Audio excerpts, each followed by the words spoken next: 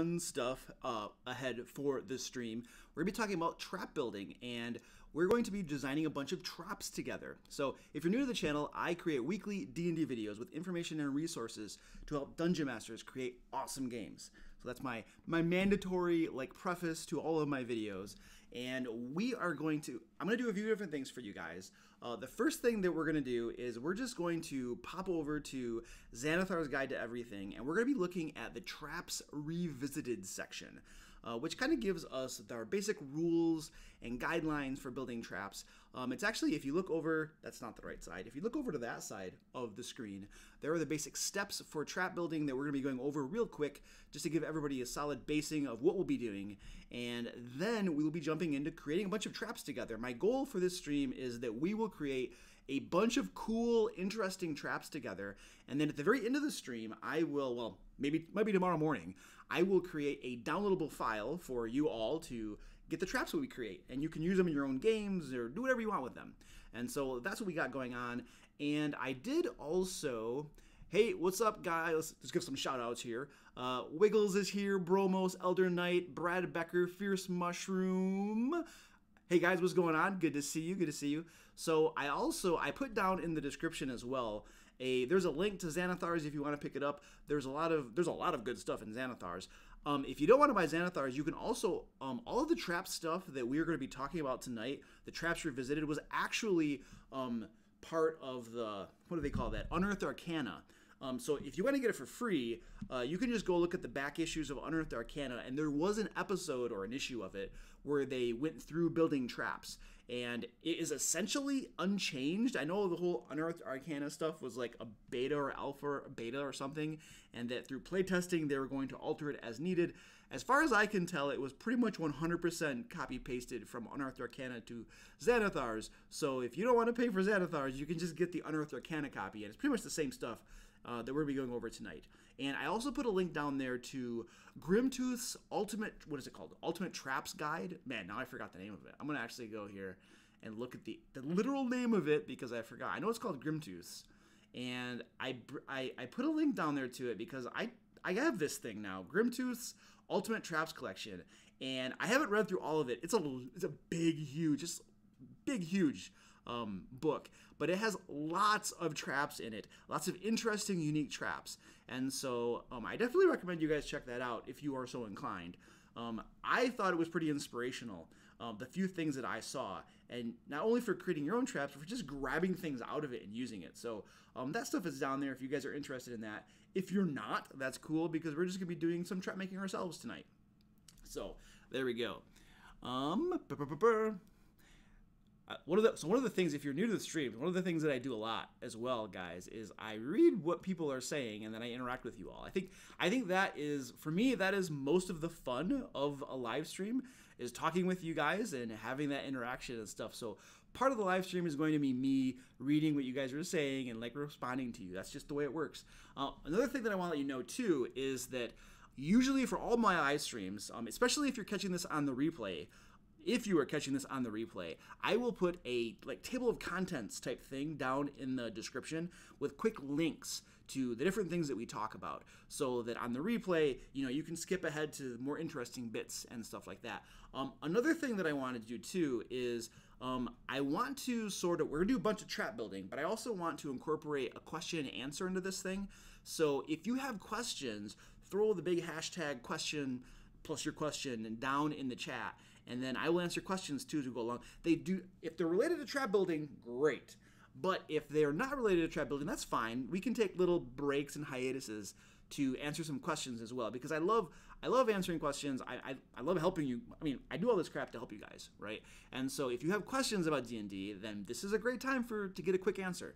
And I had another thought too, something I was going to say, and now it slipped my mind. Answering questions, talking about trap building. Yes, this is a collaborative trap building stream, which means that I don't want to just sit here and make a bunch of traps. I am perhaps not the most creative person in the world, and so I really want you guys to give me answers and ideas for traps as we work through all of these things. So that is my idea, and then I will have a tactical coffee drink. I think we established in our last stream that These are now called tactical coffee drinks, which means that when I need a moment to think or collect my thoughts or think of an answer to a question, I just take a drink of coffee. So that's how that works. All right, rock and roll. Oh, we already have a question. Hey, Michael Grimes, what's going on, buddy? Good to see you, buddy. Wiggles has a question. How can players discover traps? Do you have to wait until someone says, I want to look around the room and then roll perception, or do you go on passive perception? So, out of the rules, according to the rules, you use passive perception to spot traps. According to the rules. I don't like that. I think it's lame because you usually, in my games at least, people's passive perception, you're going to have at least somebody for sure that has like a 13 or 14 maybe on passive perception. Now, I have players who build their characters around passive perception, and they might have like an 18 on passive perception. So, in my opinion, a trap should be it should be like a surprise to your players, right? It should be something like, holy crap, there's a trap. And the strategy that I use is I don't place a lot of traps in my games. You might have 1 or 2 traps in an adventure, maybe, right? I don't use them a whole lot. I use them very sporadically so that when there is a trap, it's a big deal. It's a special thing. And and this is a rule this is a homebrew rule, house rule that I have established with my players. I tell them that passive perception does not find traps. If you want to search for a trap, you need to declare it, and then we'll do a perception check. So it's just a house rule that I have. That's the term, house rule. It's a house rule that I have with my players, and they all know this, and they understand the reasonings for it. And I also I don't place traps in like weird places. They're usually in obvious places. If there's a chest, if there's, doorways and stuff like that are good places for traps. And so my players are usually smart enough to know that, this is a good time to look for a trap. And if they don't look for a trap, then I have little things I do. I use something called the click rule that allows them, when they set a trap off, and I did a whole video about that too. When they set a trap off, there's an opportunity for them to react and do something that might affect the outcome of that trap. So that's getting into kind of a long-ish answer to your question. But by the rules, use passive perception. I have good reasons for not using passive perception, and I think I just went over them. So there you go. All right, and we're gonna go into trap building. What I want to do here. Coffee. The coffee is gonna keep me going tonight. When I run out of coffee, the stream ends. So first thing I want to do is I'm gonna pull up Xanathars here. We're gonna go look at Xanathars. This is the alternate cover. It's not as cool as, what was the other one? Mordenkainen's Tomb of Foes. That alternate cover was really, really cool. But basically on page 114 is the Traps Revisited section. And I'm going to give a brief overview of the different things that we're going to be talking about when we actually making traps, so that everybody has like a base understanding of what we're doing here. There are different elements to creating a simple trap. The interesting thing here is the way they wrote this book. It says here, the elements of a simple trap, and it skips one of the elements that it mentions a little bit later on. When you go scrolly down here, and it talks about designing simple traps, the first thing it talks about is a purpose, right? But it doesn't mention it way back here when it says the elements of a simple trap. I blame this on somebody in a suit. In my experience as a writer, I'm a writer, my profession or whatever, my full-time occupation is a writer.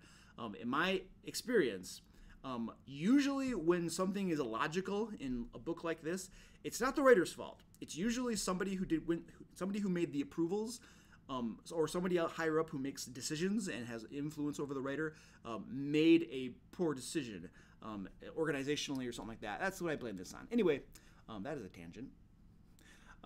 Elements of a simple trap. The first element of a simple trap is the purpose of the trap. Why is the trap there? The most traditional thing that we think of with a trap is simply that it's there to kill you or hurt you, right? Poison darts, spike traps, scythe blades, that sort of thing. But there are other different purposes, and I have them listed out here to the, is that side of the screen? Yeah, or up above. You can have an alarm, a simple alarm that alerts the inhabitants of a dungeon that the heroes have arrived, or that there are invaders or intruders. They can delay you, so a net trap, right? The classical walking through a jungle and you trigger it and a net comes up and it holds you in there. That kind of delays you. and it restrains you as well. A web trap could serve as that. A pit trap. A pit trap is a good delaying tactic. You're going to fall into it. It's going to take some time to get out of it. A slaying, obviously, is doing damage. So establish the purpose of a trap. Why is the trap there? And what you want to do is you want to think about the dungeon ecology as well. You want to think about who are the inhabitants of the dungeon and why did they put the trap there and where did they put the trap? If there is a trap somewhere on the perimeter of a dungeon, that trap might be an alarm to alert the inhabitants of a dungeon. But if there is a trap in like the big bad boss's room, that trap might be there to protect his treasure or something. Oh, if there's a treasure hoard room and there's a trap on the door to it, that trap there might be there to kill anybody who tries to steal their treasure. So thinking about like the purpose of the trap has to do with the dungeon ecology, location, and all that kind of stuff, and the inhabitants of the dungeon as well. Level of lethality. The troubles of a live stream. Level of lethality. Basically, what level of your adventures, and we're not going to. I mean, you can see here. I'll do some zoomy here. You actually break out the levels into different tiers of play, the 4 different tiers of play. So you design a trap for level 1 to 4 parties, level 5 to 10 parties, level 11 to 16, and level 17 to 20. And you're gonna decide how deadly or lethal you want it to be as well. If we scroll, oh, it actually says it here. It says each trap poses either a moderate, dangerous, or deadly threat. So you can decide, how hard this trap is going to hit. And to give a little further explanation about it, we will go to another part of the text to get the actual information that we want to look at, which is this guy right here. So, if it's a moderate, if you're looking at pure damage, right, it has different like damage spectrums based upon, like if it's a level 1 to 4 trap, a moderate trap would be 5 damage, dangerous is 11, deadly is 22. And what does that mean? So basically, a moderate trap is your level range is not going to really, it's going to hurt you a little bit. It's like an inconvenience, right? It's not going to knock you back that much. A dangerous trap is not going to kill you, but it is going to leave you hurting, and you're going to definitely want to get healed. A deadly trap could outright drop you to 0 hit points. And so those are the kind of guidelines around these severities that we'll be considering. And a trigger, every trap has a trigger. You step on it. I mean, the most obvious things are a pressure plate, a tripwire, those sorts of things that would actually set the trap off. And we're going to want to think about things like the location of that trigger, what that actual trigger is, and all that kind of good stuff. And we are going to look at effects. What does the trap actually do? So I stepped on the pressure plate. What happens? Poisonous dart, a big ball that rolls down some chute and is going to crush me or something. Countermeasures. So the countermeasures, now this is one of the important parts of a trap, because the countermeasures are what your players can actually do when they either detect the trap or if they've set it off, possibly. Some traps don't always necessarily resolve their actions immediately. It might go into like rounds where those actions are being resolved, and that's more of like an advanced trap or a complex trap. I believe Xanathars calls it a complex trap. I don't think we're going to get into those tonight. We might do a different live stream where we talk about complex traps. Those could be fun too. Where you just you can basically take a simple trap in a way and you kind of slow everything down so that not everything happens at once, but it happens over the course of rounds, and you basically kind of run a combat around it in a way where everybody's rolling initiative, and then you resolve things. Am I getting flickering on my camera? I swear I see like flickering out of the... Yeah, it's flickering. Oh man. I don't know why it does that. I'm gonna like wiggle my cables and see if that helps at all. I don't know why it sometimes does that. It was doing that on a different stream as well, and I'm not sure why it does that. It's still flickering. You are a piece of junk. I wonder if that changes anything. No, but it's still flickering. See, this is what happens. What are you going to do? You're live. I can't just stop the live stream because of screen flickering. But I don't know why it does that. So I'm just going to complain about it and stuff. I don't know why the heck it does that. Which one is this thing? I wonder what would happen if... Sorry about the technical difficulties. There is nothing I can do when stuff decides to not work properly. I'm gonna briefly unplug my what do you want to call it, webcam, and then plug it back in and see what happens. This is dangerous. So here we go. Let's see if this works. All right, I just unplugged it, and then I'm gonna plug it back in, and we're gonna see if that resolves the problem at all. And oh, this is interesting. It looks like my webcam now is not coming back on. I totally screwed that up. Yep, my webcam is now not on. So that is not cool at all. I don't know how to fix that. I think I almost have to shut down OBS and then open it back up again to start my webcam back up. That was a bad idea. See? I told you that was a bad idea. That was a really bad idea. I should have never did that. That was bad. I mean, you guys can still see my screen probably. You just can't see my face. Yeah, I'm frozen. That's not good. That is not good. It's almost like I gotta stop the stream or something. Yeah, it stopped flickering because it's not working anymore. All right, I'm gonna try something. This might be a total disaster, guys. I apologize for this. I swear I didn't do this on purpose. I'm going to stop OBS and then restart it and see what happens. Okay, hold on a second. Joshua says go into the cam and update the source. Okay, let me try that. Let me try that. Because I think if I stop OBS, I think the whole stream might stop. Stand by. Stand by. Camera, Logitech, properties. Sorry, guys. Sorry. It's horrible. Okay. I don't think that did anything. Let me add a new camera. Let me add a new display capture? No, what is it? Video capture device. What do I call this thing? Sorry. It's been a while since I set this bad boy up.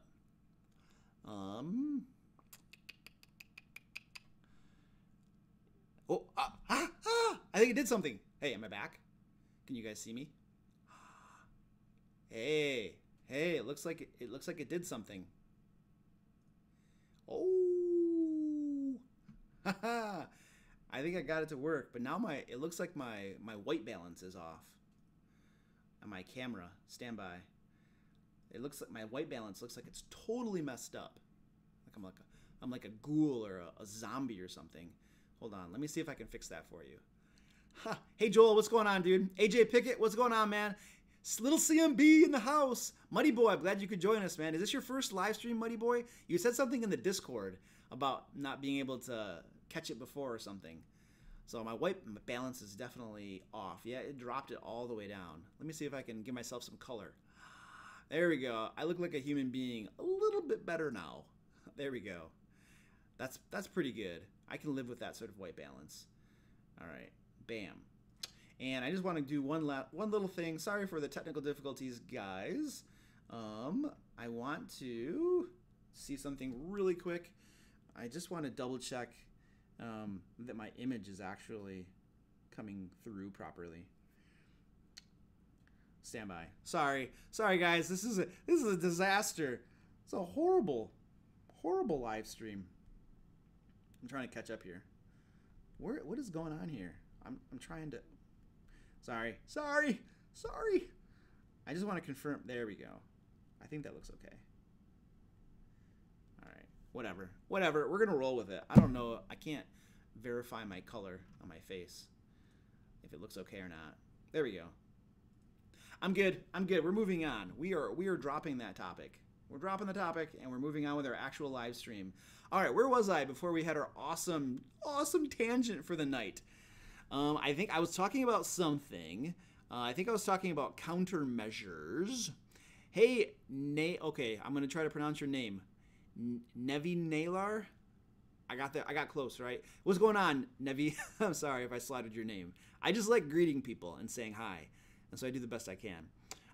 We're talking about countermeasures, so there are gonna be three main countermeasures that you're gonna want to go over in a trap, or make sure when you're designing a trap that you cover. One of them is to spot the trap. How do the players spot the trap? Basically, what is the difficulty class for a perception check to see the trap? And also, I put in there understand, and that's basically a player will, once you've spotted a trap, a player will often ask, well, I want to try to see how the trap works, you know, how I might disarm it and stuff like that. And that is usually a investigation check.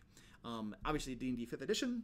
And then finally, how do they disarm the trap? Now, Thieves' Tools is the classical way to disarm a trap, and I don't know if this is in the rules, but I definitely house rule it, that you need to be proficient in Thieves' Tools if you're going to use Thieves' Tools to try to disarm a trap.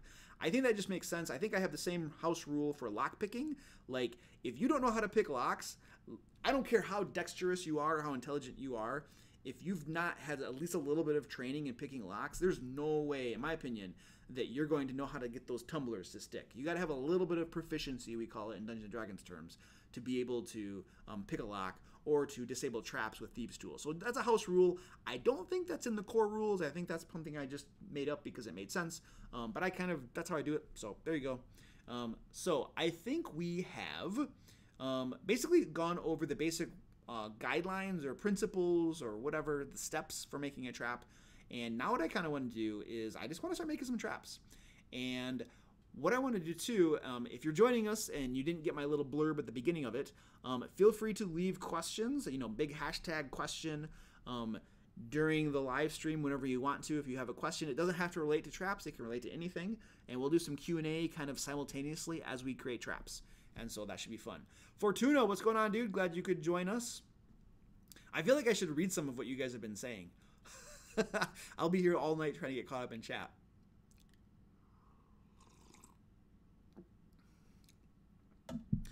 AJ Pickett says, would that include a passive perception score for the trap?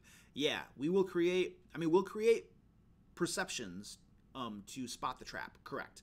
Whether you allow it to be a passive perception or whether you house rule it and say that players have to actually try to spot it with an active, like an action, actively say I want to look for traps, that's up to you. I think I went over this at the very beginning of the stream. I won't belabor the issue. And then he says, how would you handle a character attempting to disarm a trap with brute force and blunt weapons? It's possible. It depends on the nature of the trap. So here's the thing. When a trap goes off, let's say that it's scythe blades. Let's say there's a corridor with scythe blades that just, they're going back and forth, right? And nobody in the group has, you know, Thieves' Tools or Disable or anything. And what they ask the players, I would always ask the players, what do you want to do? And do not accept, I want to disable the trap. What does that mean? Disable the trap? How? Right? There are scythe blades. How would you disable the trap? Now, if they can find some sort of control box or something, let's say there is one, and then they can use Thieves' Tools or something, and that's a thing possibly, right?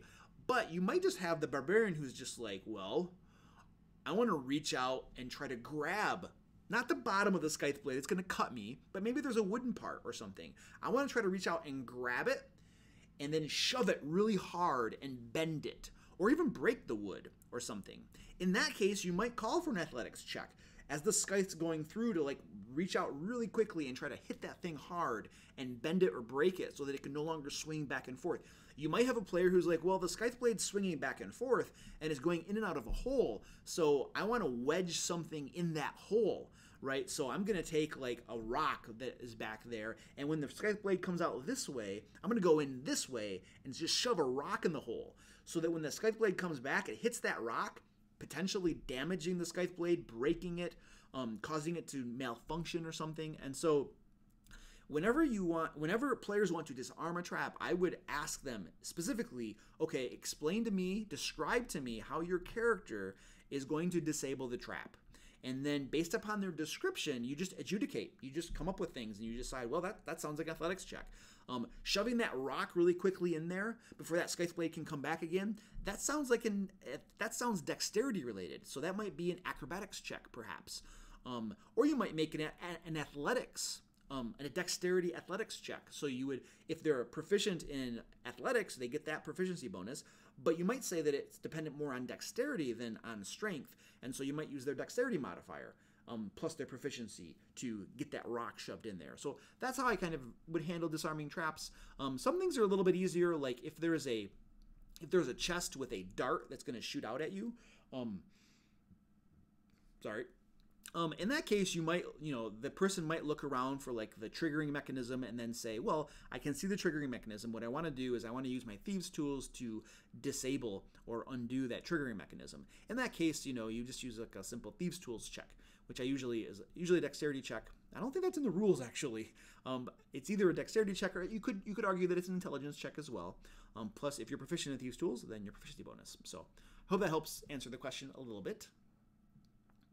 Yes, Fierce, I agree. Thieves' tools are only occasionally the answer to my traps. A lot of times you don't have a thief in the group. A lot of times there's nobody in the group that's proficient with thieves' tools. And so the players have to come up with different answers to traps. Yes, Tactical Coffee. I love Tactical Coffee. We established that last. It might have been, Elder, you were there last stream, weren't you, when we established the whole Tactical Coffee stuff? I'm pretty sure you were. All right, rock and roll. Let us start making some traps. I think I've talked through this enough, so I feel like what we need to do now is actually start designing some traps. And so I have a Word document, and we're gonna make some traps. And so what I have in Word, and so this is the part where you all start giving me ideas as we walk through this. And so what I have in Word is I have like a building, what do they call it? A building block or something? Where is this? Where is this bad boy? Insert. I just had this. Quick part. There we go. It's called a quick part. I have a bunch of quick parts. I have quick parts for lots of different things I use in building my adventures. One of them is a trap template. And this is literally just like, it's already got stuff filled in and whatnot. I just kind of replace it and whatnot. Now I don't really have a purpose in my template for whatever reason. And this was a blade trap. It was a simple trap. You can see it was designed for those levels. And this is actually not one of the, is this? Yeah, 5 to 10 is one of the tiers. So that's like the second tier of play. It was dangerous, blah, blah, blah, blah. And here's some information. And so basically what we're going to do is we're going to walk through this and we're going to create a trap. And so I want some ideas of what kind of trap this would be. Let's start off with purpose. Purpose. What is the purpose of this trap that we're going to design?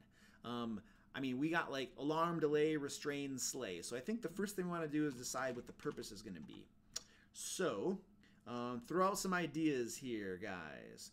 And then we're gonna talk about what the trigger is gonna be. We're gonna talk about what the effect is gonna be, and then we will do some countermeasures.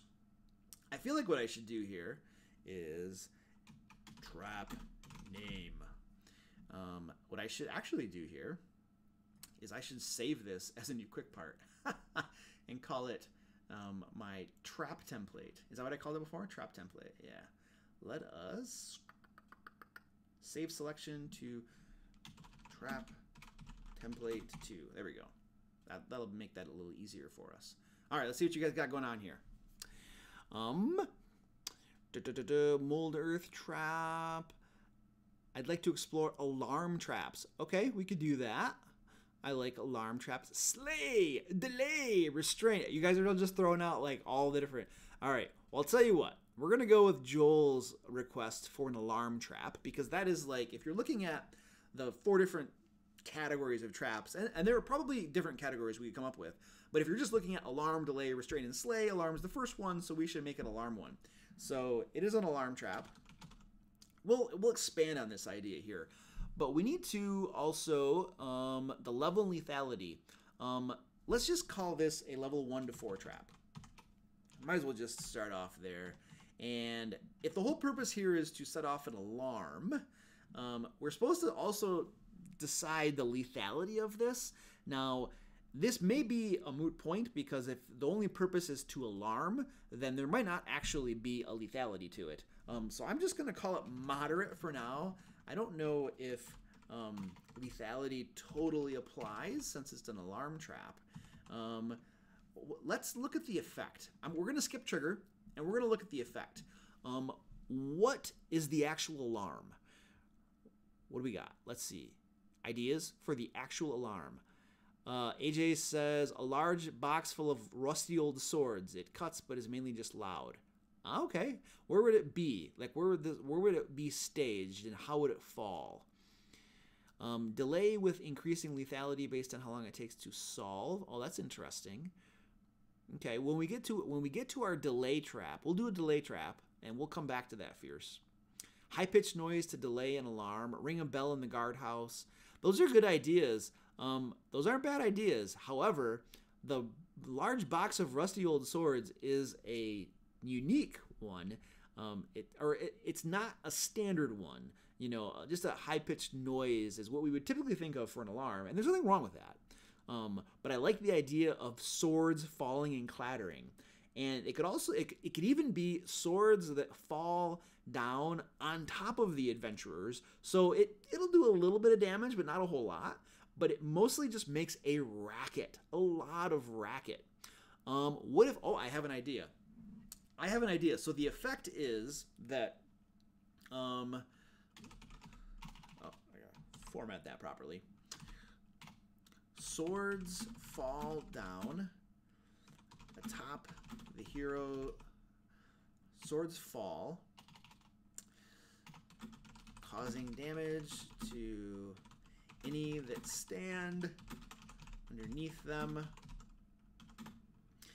and strike.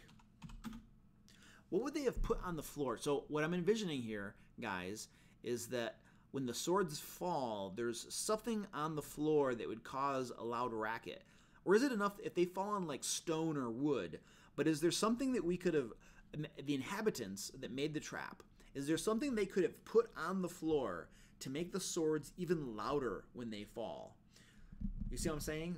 Maybe there's maybe mixed in with the swords are a bunch of tin cans. And maybe the tin cans are full of bells. Or maybe there's just a bunch of bells inside the box full of swords. Maybe something like that. Box on a high shelf. Okay. I'm trying to read what you guys got going on here. A large floor panel that tilts when stepped on causes a trigger to activate at the opposite side. So that's a trigger. Okay. A magical claxton blaring, countermeasure, falling sword, pots on the floor. Okay, yeah, that's a good idea.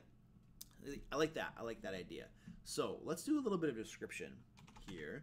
So we're imagining that this is in a room. So we'll say something like this trap is placed in a mostly empty room that has several metal pots lying about the floor. There we go. The purpose is an alarm. The swords falling atop the metal pots causes a racket that alerts the inhabitants of the dungeon. All right, there we go. It's kind of an alarm too, and a little bit of damage. So not a whole lot. Now there was an idea for a trigger. We need a trigger for this. I think I saw something. A large floor panel that tilts when stepped on, causing a trigger to activate at the opposite side. Yep, there's an idea for a trigger. Metal holes, they fall on cowbells. All right, so AJ says the metal swords fall on the ground. The ground has a magnet trigger. If the sword is lifted, it moves the magnet and triggers another trap. That's a good idea, dude. It triggers another trap. Okay. A mimic, savage, releases thousands of spiders, causing player characters to yell and shriek. Oh, that would be a good trap. That's a different alarm trap. Maybe the spiders don't even do any damage, right? It just causes them to freak out. And they might have to make what kind of saving throw would that be to not scream, like as a reflex action? Maybe a constitution or something like that. Wisdom, something, charisma. Charisma is like your willpower. Wisdom is like willpower. Maybe it's something to say like that. Anyway, we're on GameStop again. All right. Greetings, GameStop customers. I want you to go check out some of the fine sales at GameStop that are currently going on. Buy a bunch of them. go home and play games and stuff. And if you're in GameStop, it's because you didn't get any good Christmas presents. So take advantage of all of the post-Christmas sales that are going on. There we go, Josh. I hope that drives some sales for you. Oh, if you want to increase the racket, you could also have them falling down a set of stairs too. Oh, that's interesting. Let's do this. How about this? How about the trigger? I have an idea. So, that's a different idea. So, I mean, let's keep the pots thing because I've already got it written and stuff like that. But the other idea that you could have is this same trap could be a door that leads to staircases going down. And when the people, I mean, imagine a dungeon where they're going down to the next level. So when they open that door, there's something on the other side that holds the swords, and the swords like fall down and they go clanking and cluttering down the staircase. And it might not be swords, you could have it be anything. It could be metal pots, it could be like, bells or any sort of metal thing that would just on the other side of the door just fall down and go clanking all the way down the staircase. Definitely alerting anybody that might be in like a guard room on the bottom of that staircase. So that is a really cool trap idea. It would take us some time to type it up here. That's a good idea though. Let's finish this one out right here. Triggers. We need some triggers for our trap. So somebody had something here. What was it? There we go. A large floor panel. We're gonna go. AJ said something about a large floor panel. So we're going to put that. Oh, man, it's still bolding it. Let's get rid of that. A large floor panel that tilts when stepped on causes a, let's say that causes a trap door on the ceiling to, I got to spell it properly, ceiling to open and release the swords. There we go. Bam. All right, we got a trigger. So it's basically like a pressure plate idea, right? When they step on it. Now, here's an interesting thing. Sometimes it behooves us to think about things like how much weight needs to go on the pressure plate. Is it a little bit of weight or a lot of weight? And the reason I ask this is depending upon the inhabitants of your dungeon, let's say that your dungeon has just a bunch of kobolds in it or goblins in it, and they weigh maybe 30 pounds, 50 pounds maybe. They might have intentionally made this pressure plate, this floor panel, so that it only triggers when creatures that weigh 100 pounds or more step on it. So then you have a situation where the kobolds or goblins can travel through that room without any worries at all. But any intruders, especially like humans and elves and dwarves that come in there, are definitely going to trigger it. But it also creates an interesting thing too, because let's just say that if you have a halfling rogue who is going first and checking things out, that halfling will not trigger that trap. A gnome would not trigger that trap. But when the big human or barbarian comes through, they're going to trigger that trap. And so sometimes it behooves us to get a little nitty-gritty in detailing, like, for instance, how much weight is on it. So let's just imagine that it has to be 100 pounds or more that needs to go on it. So a floor panel that tilts when 100 pounds or more is placed on it, such as when a medium-sized creature steps on it. And then we will turn this into a new sentence. It causes a trapdoor on the ceiling to open and release the swords. And then the effect is the swords fall, causing damage to any that stand underneath them. And they make enough noise to alert nearby creatures. All right, and we can get more specific. We can say how far away they can hear it. Now here's the thing. You're gonna be, when you actually place this into your dungeon, you would be determining a location for this trap. And you would know if there's a guard room in the next room and there are guards in there, you could specify that this trap alerts those guards. So when you're actually placing this into your own game, you're going to have to customize it a little bit. I duplicated a word right there, so let's get rid of that. There we go. And we need to decide how much damage this does. Now, here's where we're actually going to look at our rules a little bit. we had decided that this was a level 1 to 4 trap and that it did moderate damage. And so we're going to pop over to Xanathar's. And a level 1 to 4 trap that does moderate damage is a 1d10, which is 5 damage. Whoops, that's not the right window. Let's close that window. That's the better window. There we go. The swords cause 5 1d10 piercing. Sword is usually piercing. I mean, if it's falling, you can say it's slashing. Yeah, technically it should be slashing damage. Slashing damage. And we will say we need a dexterity save. It sounds like a dexterity save for this.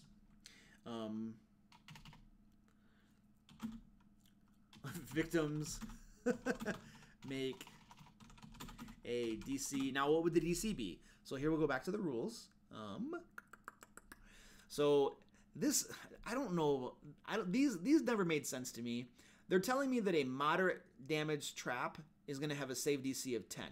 Okay, and this is why this doesn't make sense to me. If I am running a 1 to 4, if I'm in tiers 1 to 4, and that's the level of the heroes, then a save DC of 10 totally makes sense. However, if I'm running a level 17 to 20 game, which I'm actually, one of my games is level 17 to 20 right now, and I can tell you that if I place any trap at all that has a save DC of 10, every single player will make their save. Everybody. It's easy. They got a paladin that gives them a +5 to their saves. Nobody's gonna fail this save. Even a 15 at level 17 to 20 isn't that hard to make. Now a level 20. So what is my point here? My point is that I don't know that I actually believe that this is a really good guideline for determining a DC for your traps. A better way to do it is to look at the level that it's supposed to be placed at and ask yourself what's reasonable for that level. Now, in this case, I think a DC 10 is a reasonable DC for a level 1 to 4 trap that we want to be moderately difficult, okay? Now, if we wanted it to be dangerous or deadly, I might increase that DC to like maybe a 13 or something like that. But I think that the level really should influence quite a bit what the damage is going to be on the trap. And so we're going to say that victims make a DC 10 dexterity save for half damage. There you go. Bam. And there's like official ways. What are they give? There's a better way to word that. They actually give us some examples here. Let me see. Oh, that's how they do it. They say must make a DC 10 dexterity saving throw. On a successful save, the creature catches itself. Okay, so that's what we say. Anyway, I don't have to rewrite that, but they have a special way they word it that I find interesting. It's interesting to me because as a writer, I mean, even not as a writer, just as a dungeon master who's been running the game, they word things intentionally for clarity, but also to try to make things not ambiguous or nebulous, right? So that it's easily understandable exactly what the rule is supposed to mean. They do their best to do that. And so there's a reason they word things certain ways in their rules. Looks like I have to scroll down a little bit. Wiggles says DC 12 is his favorite DC. Acrobatic check instead. I'm losing context. Acrobatics check to dodge a swords. So we usually do saving throws for a trap that goes off. Now, if there were an ongoing trap where things are raining down, I mean, you could do an acrobatics check, I suppose, but usually you would do like a saving throw for like avoiding trap damage and stuff like that. Now, there's no rules saying it has to be that way for sure. So you could use checks if you wanted to. That's not... Nobody's gonna stop you, unless Wizards comes knocking on your door. I'm looking at chat now. I saw some chat and I'm looking at chat, so you're gonna have to bear with me. I'll drink coffee while I look at chat. See, you guys are all like talking so fast I can't even keep up with you. I do my whole thing here where I'm talking about stuff, right? And then I look over and there's like all of this chat that's happening. I have no way to keep up with all of this stuff. So if you want to get my attention for something, you'd better put something in caps so that it sticks out to me. AJ Pickett says, Philip, what's going on? You missed not a whole lot. So far, we have went over the basics of building a trap, which is all in Xanathar's. So you can go over to Xanathar's Guide to Everything right here. And we are basically, there's a section in Xanathar's Guide to Everything called Traps Revisited that describes how you build your own trap. And we talked about that a little bit. Then we had some technical difficulties where I unplugged my camera and couldn't get it back for a while. And now we just created our very first trap together. We have not finished it though. We're working on countermeasures, which is step 5 in creating a trap. So the first thing we want to do is we want to establish some basic DCs for spotting the trap. So basically we can say a DC, I don't think this should be too, it's a pressure plate on the ground. A lot of times, it depends on how you roll, but a lot of times I like making the difficulties for spotting the trap, how do I do this? A little bit more difficult sometimes. It depends.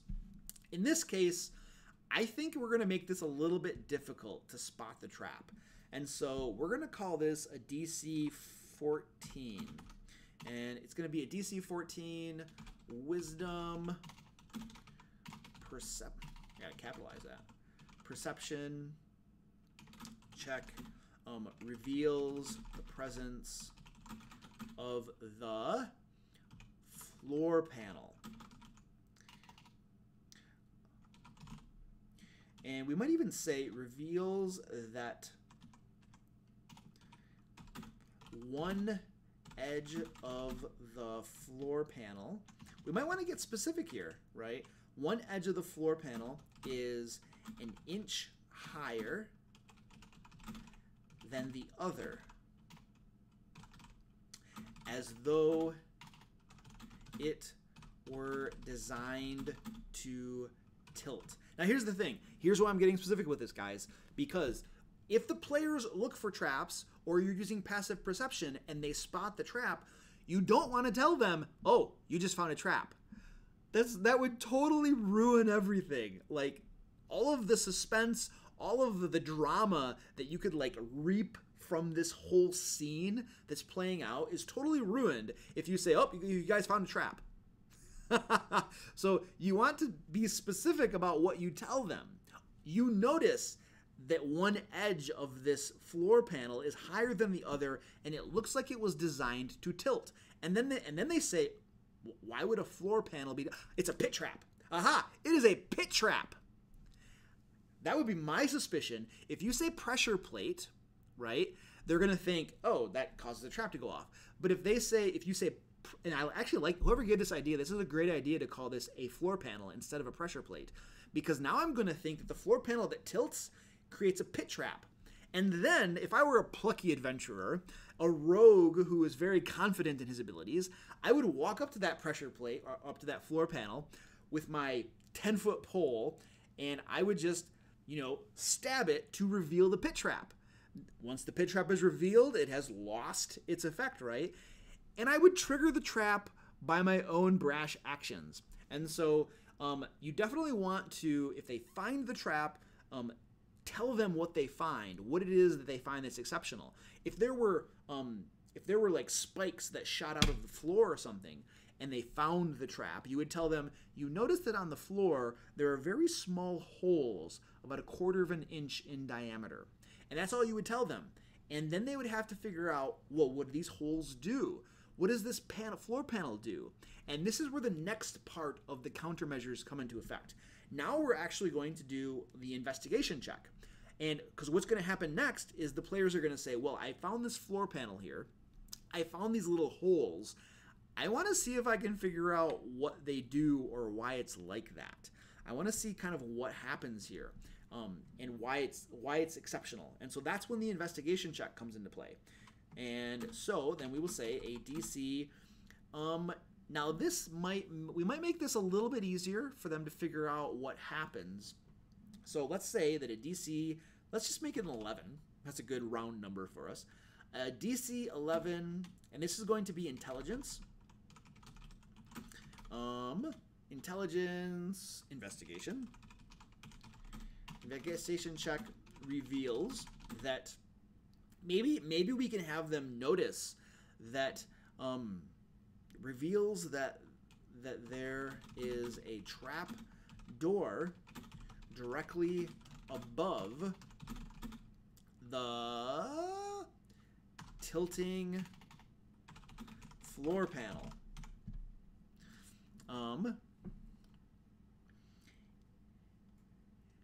And we might say that there is, we might want to reveal how the two are linked together in our investigation check. But that might be enough too.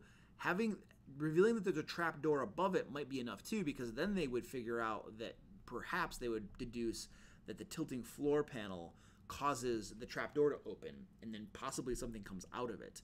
And this might be enough for them. So is there anything else? What do you guys think? Is there anything else that an investigation check would reveal about this trap? Is there anything else that they would be able to notice as they investigate it? It's your guys' trap. So what do you think?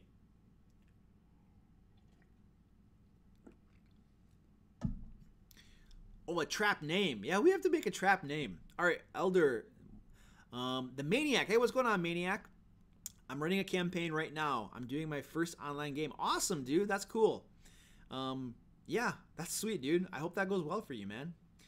Is it your first game, period? Or is it like just your first online game? Little CMB, for the trap, a wizard should be able to cast shield to avoid damage. That's a good idea. Yeah, I would allow that. Yeah, for sure. It's called The Depths of the Divide, the full art.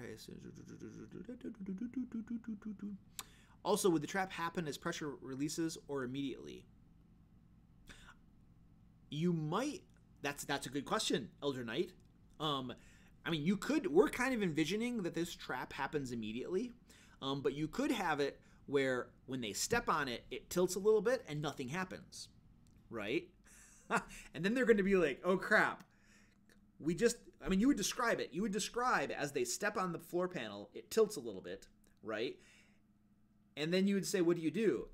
And they're like, "Does anything happen?" No, nothing happens.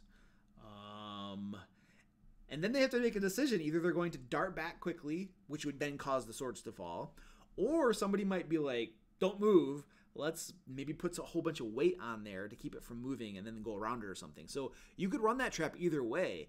I think either one of them, having it not spring until they actually step off from it and release the weight, might be more interesting, because then it presents your players with choices, right? Because here's the thing. In my opinion, when you're running a trap shouldn't be run as like a sort of DM screw job where you're just trying to put like a gotcha moment in there, like, aha, I got you with a trap, take a bunch of damage. A trap should really have some interesting decisions and choices involved in it, right? What do you do? What happens? Here are these scythe blades that are going out. How do you get past it?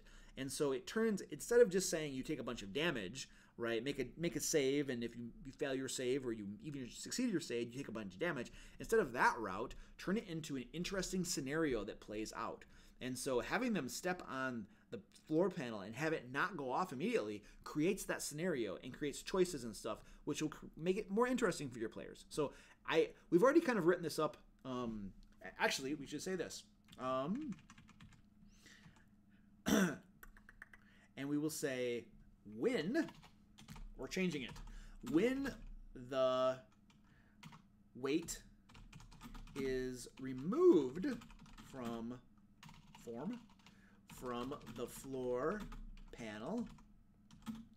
There we go. A trapdoor on the ceiling opens and releases the swords. There we go. We've changed it. And now it is more interesting, in my opinion. Great idea. Who was that? Was that Elder Knight? Yeah. Elder Knight led us to that. Thanks, buddy. All right. What do we got going on here? We were talking about countermeasures. An investigation check reveals that there's a trapdoor directly above the tilting panel floor, and that the two are probably related, are probably linked, something like that. that is enough information, I think, for an investigation check. Your players might say, well, do I know how to... I mean, if they suss out that it's a trap, they might ask you, how do I disable it? You might say, I don't know. How would you go about disabling it? You figured out there's a floor panel that tilts. You figured out there's a trapdoor above it. You suspect that they're linked. How would you disable it? Right? And then they figure it out. Now, if it's a floor panel, they could just circumvent it and go around it, right? They might want to... Who knows? Who knows what they're going to do? Now, we could say the two are possibly linked.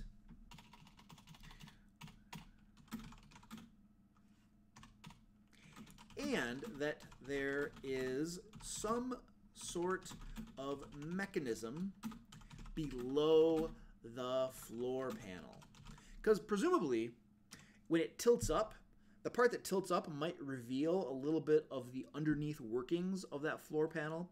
And the reason I put that mechanism thing in there is that that allows your rogue to be able to do something with thieves' tools, right? So that's kind of like a little bit of thing to throw in there to allow your rogue to use thieves' tools. That's all that really is. And so we can say then a DC, and let's make the DC a little bit higher. Let's call it a DC 12. What would that be? Call it a dexterity. Thieves' tools check disarms the trap. There we go. Now, I always like to throw in that sort of thing. Here's the thing, though. There are a variety of manners that this trap in particular could possibly be bypassed. And so we write this into the rules, but like when you're actually adjudicating a trap, running a trap at your game, you don't want there to be only one solution to it. You want your players to be able to have different ideas about how they would disarm it or bypass it. And then you would want to think about, how likely it is that would work, and then come up with different checks on the fly. Maybe an acrobatics check to jump over it. It might be an athletics check. Let's say they want to hit the floor panel as hard as they can to break the mechanism beneath it.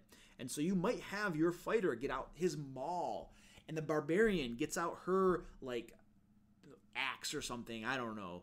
And they both just at the same time slam that floor panel as hard as they can, hoping to break that mechanism. In that case, you might do an athletics check, both of them, and give one of them advantage on it because both of them are working together.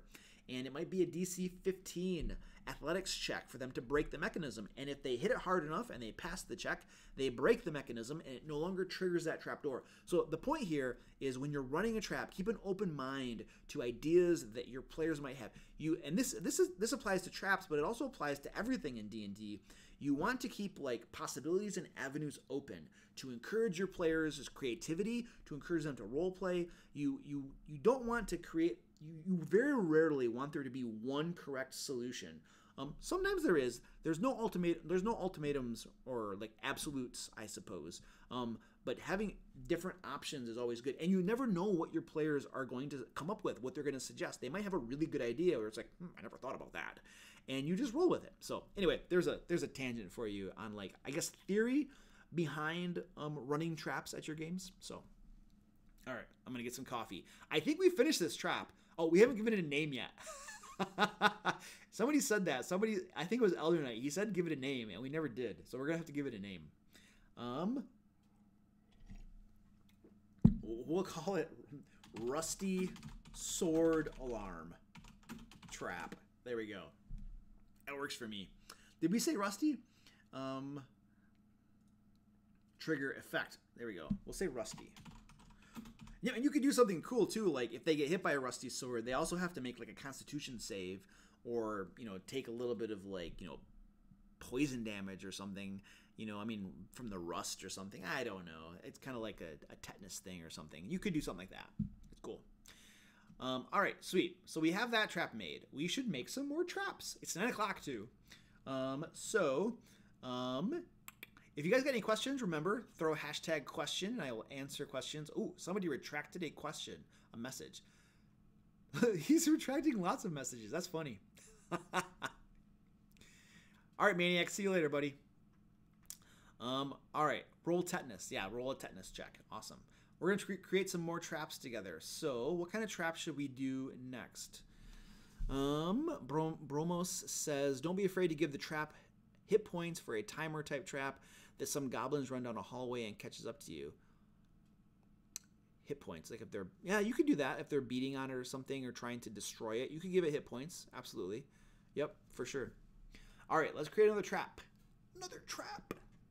Let's go to Xanathar's here, and oh, wait a second, what were we doing? So we created an alarm trap. You know what? Let's go over to lethal traps. I know we have delay traps and restrain traps, but let's create a trap that's going to kill someone or do a lot of damage to somebody.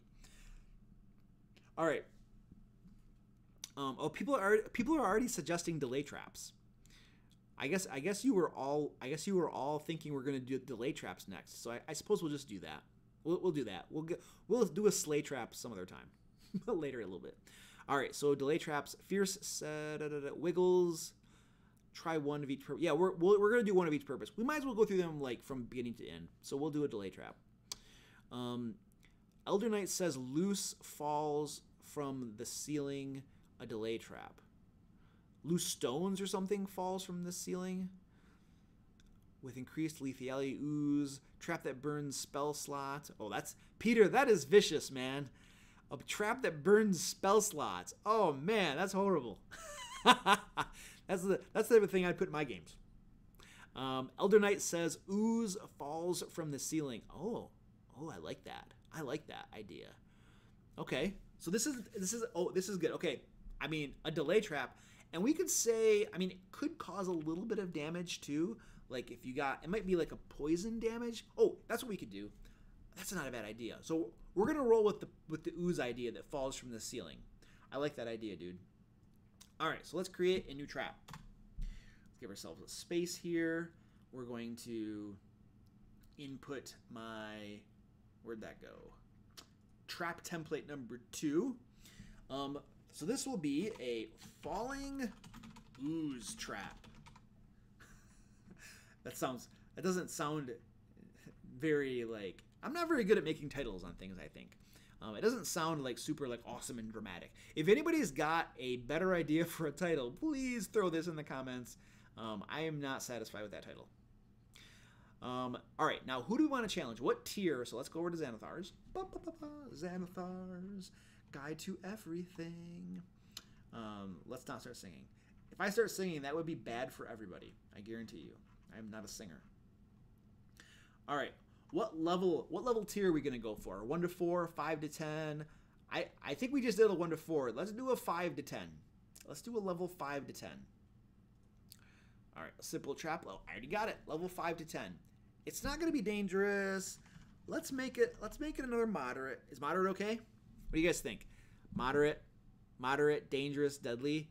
I mean, it's going to delay them, but I mean the ooze can also cause damage to them. So what do you guys think? First person to respond with moderate, dangerous, or deadly. We're going to do that. Maze of the Raining Ooze. Ooze Splat Trap. Oh, I like that one.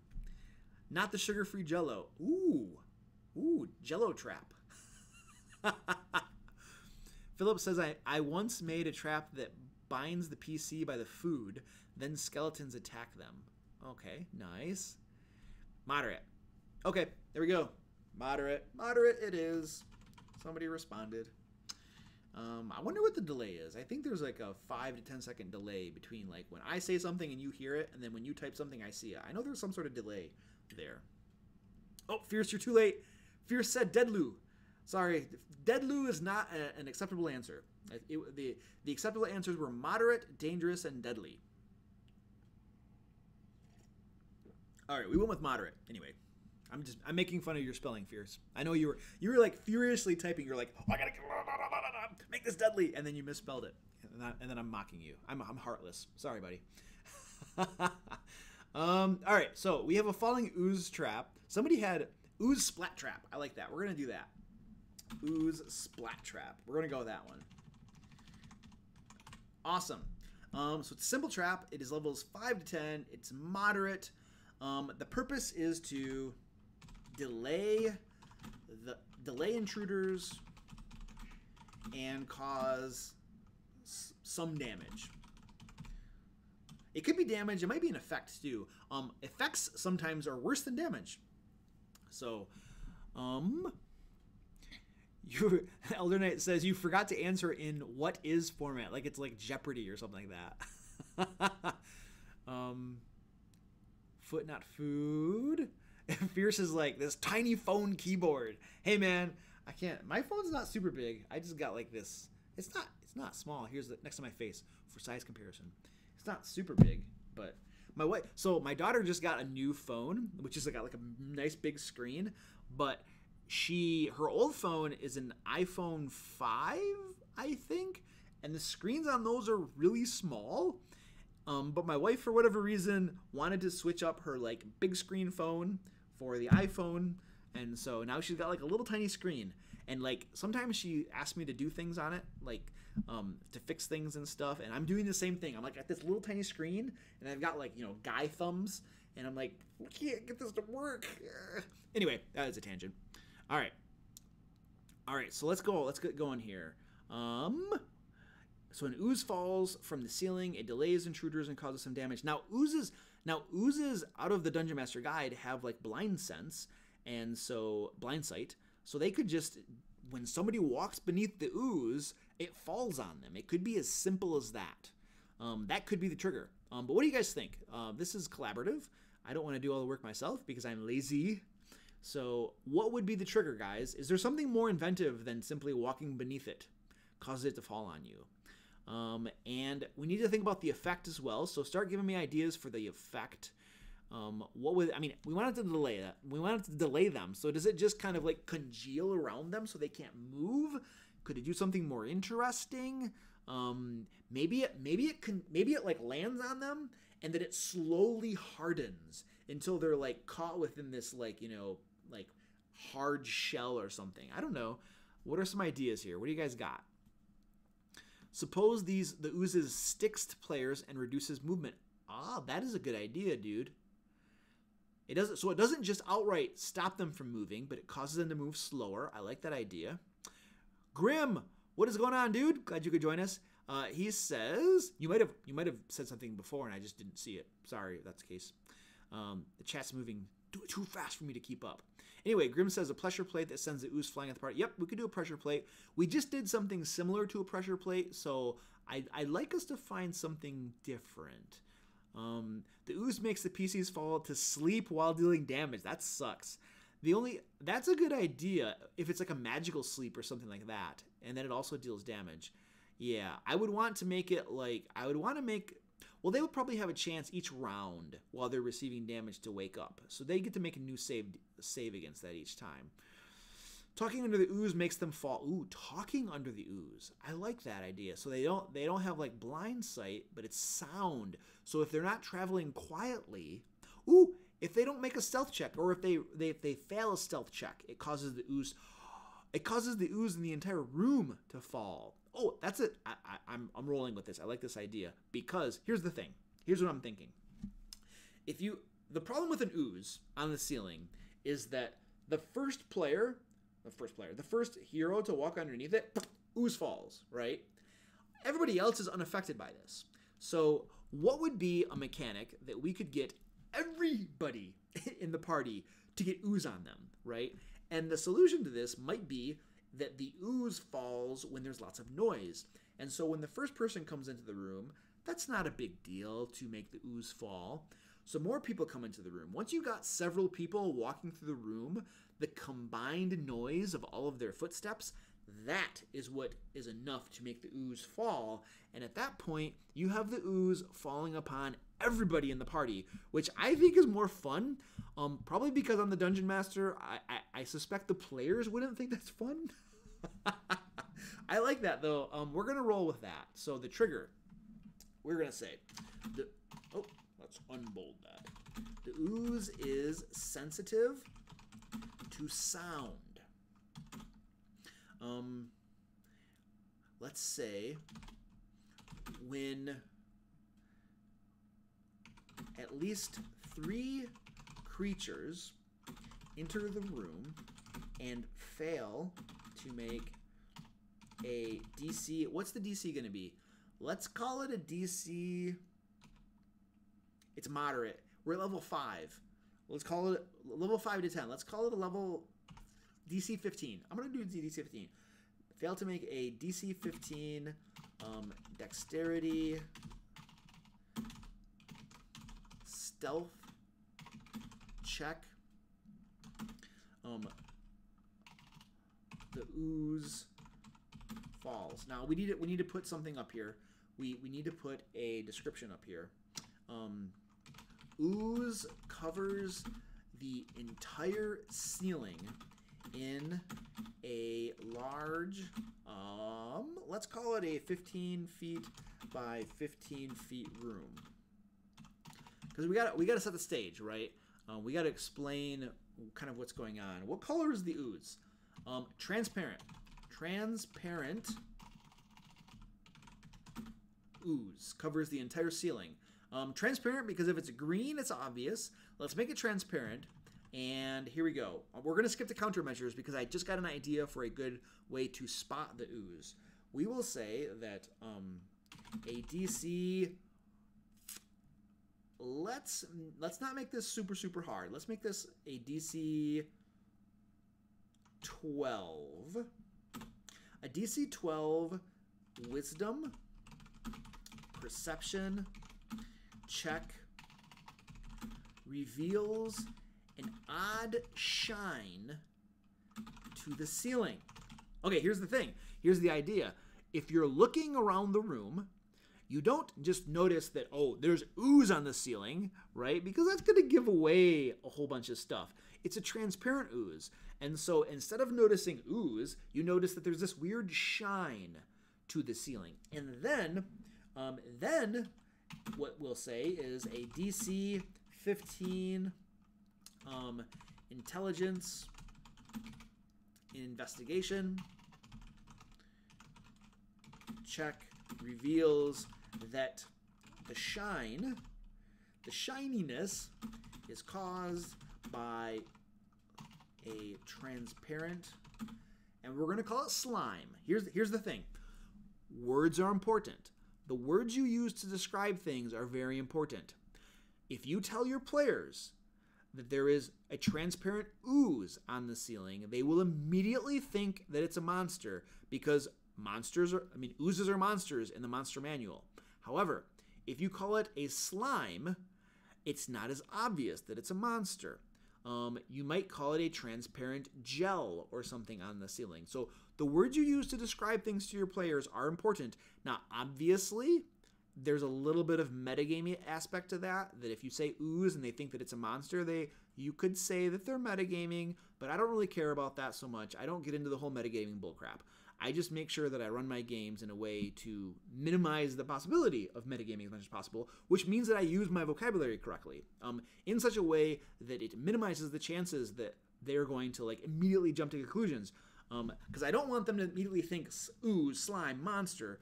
I want them to think, it's a shiny slime. I wonder what the shiny slime does.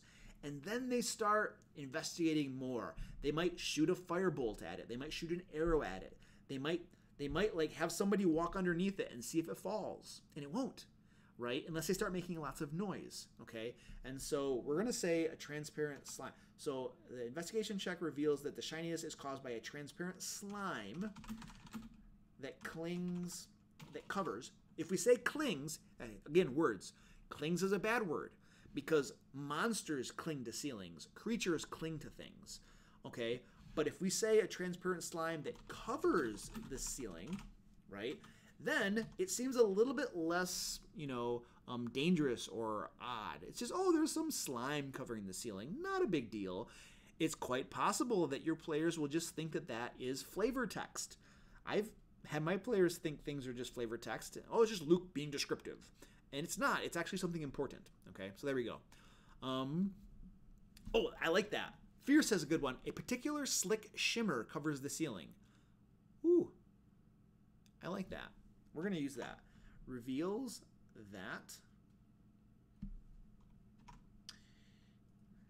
reveals that a peculiar slick shimmer covers the ceiling. That's even better. I like that. Good description, man. All right, what else we got going on? Giant ooze like a pizza dough. Oh, dude, you just made me hungry. Bromos, you just made me hungry, man. All right, I'm going to give you my P.O. Box number, and you're going to order me pizza. That's not going to help me. All right, I'll just send you the bill. All right. Dang it. You guys all, I really am not. Now I am hungry. I actually just, when you said pizza, I thought of pizza, and now I can literally, I crap you not, feel my stomach like empty and starting to rumble a little bit. You just derailed the entire stream, man. All right. Anyway, let's move on. Oh, nice. Fierce like highlighted his little thing with. Oh no, that's me. I highlighted it with my cursor. I thought you found some like formatting trick to like highlight your chat or something. That was pretty cool. All right. Grim says, I don't think passively a player would look at the ceiling. That would be more of an active thing. I agree. Here and nobody looks up. People never look up. When you're walking through a forest or something, or you're walking through hallways, nobody ever looks up. Nobody. Like, you don't. And so I would totally agree with that. You would not look up. And you might even say something like, if everybody's using dark vision, then they don't notice that shimmer at all. Because what's going to cause a shimmer on the ceiling? A torch, a light source. But if there's no light source, then maybe nothing can be noticed at all.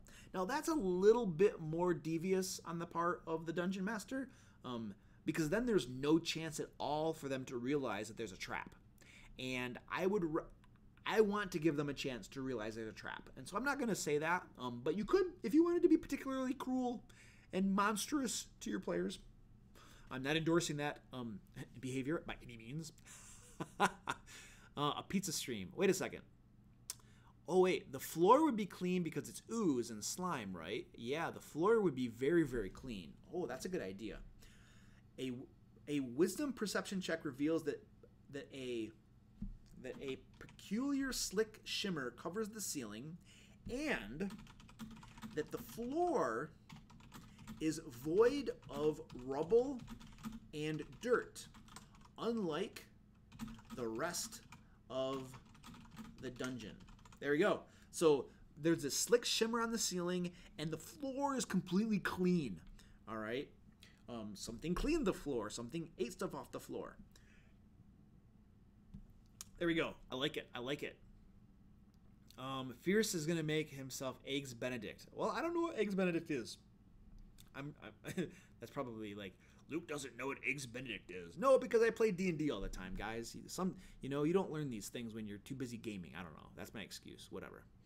Actually, I have a very bad so if we were to play what's that game? Trivial Pursuit. My knowledge, my worst category is pop culture. Horrible at pop culture. Like, you can mention names of famous people and there's like a 90% chance I won't know who the person is. Like, it could be somebody crazy famous and I don't know who it is. Horrible pop culture. I don't watch TV and stuff. I don't keep up with all that crap. So I'm totally ignorant about pop culture. And Eggs Benedict is probably not a pop culture thing. I don't know. We're on a tangent again. You guys are distracting me. All right. So Bromo said, when I was in Afghanistan in a combat zone, you look up, dude, that's the difference. That's a good point though. No, you did bring up a good point. Because adventurers going to a dungeon is analogous. Is that a word? I kind of made that up. Is analogous to people in a combat zone. You're totally right. Like in Vietnam or something, one person is designated to look up, right? One person is designated to look for tripwires or something. Two other people are looking that way. You know what I mean? You would have assignments of people looking in certain ways. And adventurers going into a dungeon is a similar situation. You're in a dangerous area. You have people looking out for things. So that's a very good point. I would agree with you then. I'm gonna retract what I said and say that it would totally make sense for an adventuring party to be, at least one of them to be looking up. Right? That's a very good point. Boulder, rocks fall, you die stuff. People know about this. Adventurers know about this. So they would be looking up. I agree, dude. That makes sense. All right.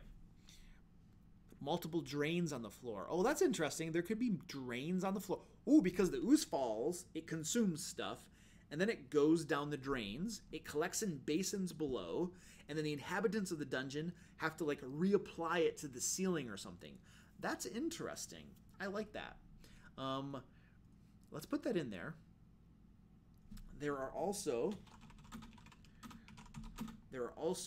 several drains on the floor.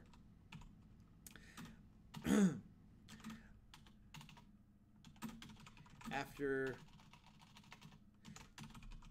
the ooze falls, it drains out into basins where the inhabitants of the dungeon can collect it and reapply it to the ceiling.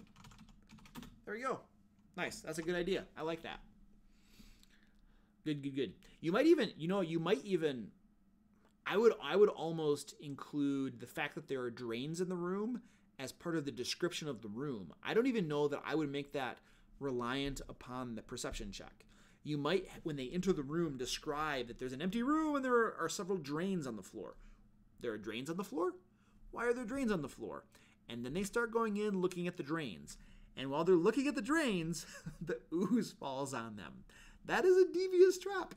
That is pretty cool. I like that idea. All right, let's see what we got going on here. Fierce has provided a definition of Eggs Benedict.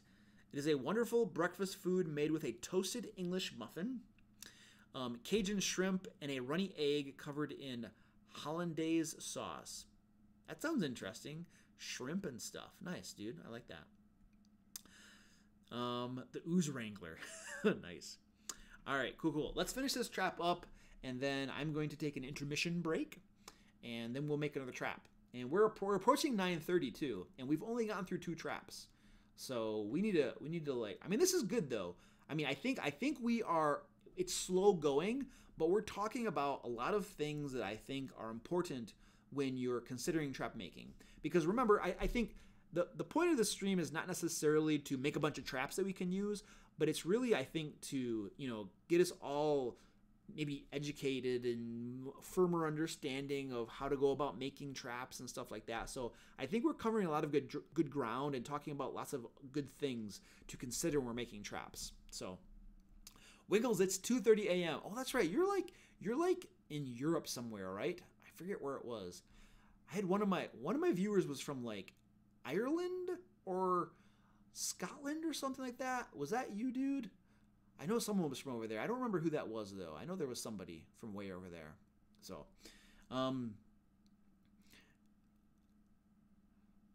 okay. Philip says it's perfect for the campaign he's writing. Awesome, man. Yeah, I mean, if we all have fun doing this, this is useful. We can do more trap streams. I don't mind doing that. I like the adventure streams, too. In fact, when I did the poll about what you guys wanted to do most, there were more people that wanted to do an adventure creation stream. But we've done those before. We did 4 of them, and I wanted to do something different, and so we got a trap making stream, and so we can do this again. Absolutely, I don't have a problem with that. England, Wiggles, you're in England. Okay, cool. Yeah, another Brit. All right, sweet. The Making Traps and Friends show. All right, let's move on. I'm getting distracted. We need to finish this out. We have an ooze splat trap. We have a purpose. We have a trigger, and we have a countermeasure. We have some countermeasures. We did not come up with a countermeasure for disabling it. I don't think that I mean, your players might think of a way to disable it. I don't know what they would come up with. I don't know. This might be something where you just simply ask, if they find it and they realize what's going on, you might just ask them. Oh, Denmark. Cool. Philip, thanks for joining us, man. It's like late for you too.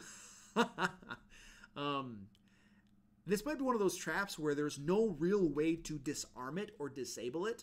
It's really up to your players to think of an inventive way to get by it, or trigger it and then get out of the way or something. So I don't know that there is really a way to disarm it. It'd be up to what they come up with. Let's think of the effects though. What are the effects? Now, somebody said that one of the effects would just be that it reduces their speed. So, let's say that when the ooze falls, players must make a DC. Now, we made the DC to notice it pretty low. So I almost want to, if you're in the room, if you are in the room and the whole ceiling is coated with it and it falls, it seems to me that it's going to be really hard not to get covered with this stuff. And so let's make the DC kind of high, I feel like. And we're dealing with level 5 to 10, so I don't think that's a problem. And it's mostly going to reduce their movement speed. It's not really going to do tons of damage, so I'm okay with making this kind of high. Let's call this a DC 16. Let's just go crazy here for a little bit. A DC 16 is really hard to make if you're like a level 5, I think. And what kind of save would this be? This feels like a dexterity save. If the ooze is falling, you somehow like get out of the way, or maybe you dart back through the door or something where you came in. This feels like a dexterity save to me. A DC 16 dexterity save, or be covered in ooze. And then we will say PCs covered in ooze have their movement speed halved. Let's just say it's halved. And suffer and take. Should they just take damage? Maybe they're poisoned until the ooze is removed. They can either take damage or they can be poisoned, because poison sucks. The poison condition gives you disadvantage on your attack rolls. That is not cool. So that's not too bad. How long will it? I think it's going to slow your speed until you get it off from you. You have to scrape it off from you before you're going to like not have your speed halved. We might make it could do acid damage too, possibly to you. That's what ooze does, right? I mean, we had said that the ooze had cleaned the floor, right? So the ooze would probably fall on you, and then it would restrain you a little bit, and then it would slowly dissolve your flesh. And so I think it does a little bit of acid damage. So let's say PCs covered in ooze have their movement speed halved and take. Let's not make it a lot. We said this was moderate. Actually, we said this was moderate. So let's go to Xanathar's. And if we're doing a level 5, let me zoom in a little bit here so you guys all can see this on your like small phones. A level 5 to 10 for moderate does 2d10 damage. So it would do 11 points of damage until it's removed. Because here's the thing. If you're a level 5, you're going to have about 30 to 40 hit points. And if you're taking an average of 11 points of damage per round until it's removed, in 4 rounds, you're dead, right? And how hard is it going to be to remove this? What I'm going to do here is, because we have an ongoing damage for this until removed, I'm going to reduce the damage that it does per round. Otherwise, I think that we're designing something a lot more deadly than we think it is. So we're going to make that just a 1d10. We're going to take 5 1d10 damage per round until removed. Now, we need a mechanic. We need a mechanic for removing the ooze. What is that mechanic? They could scrape it off with something. That seems the most obvious way to do it. So then we would need like a DC or something, or some sort of check to scrape it off. What do you guys think? Let me get caught up on chat a little bit. Would it also make a rough or sticky terrain? It might. Yeah. Let's do that too.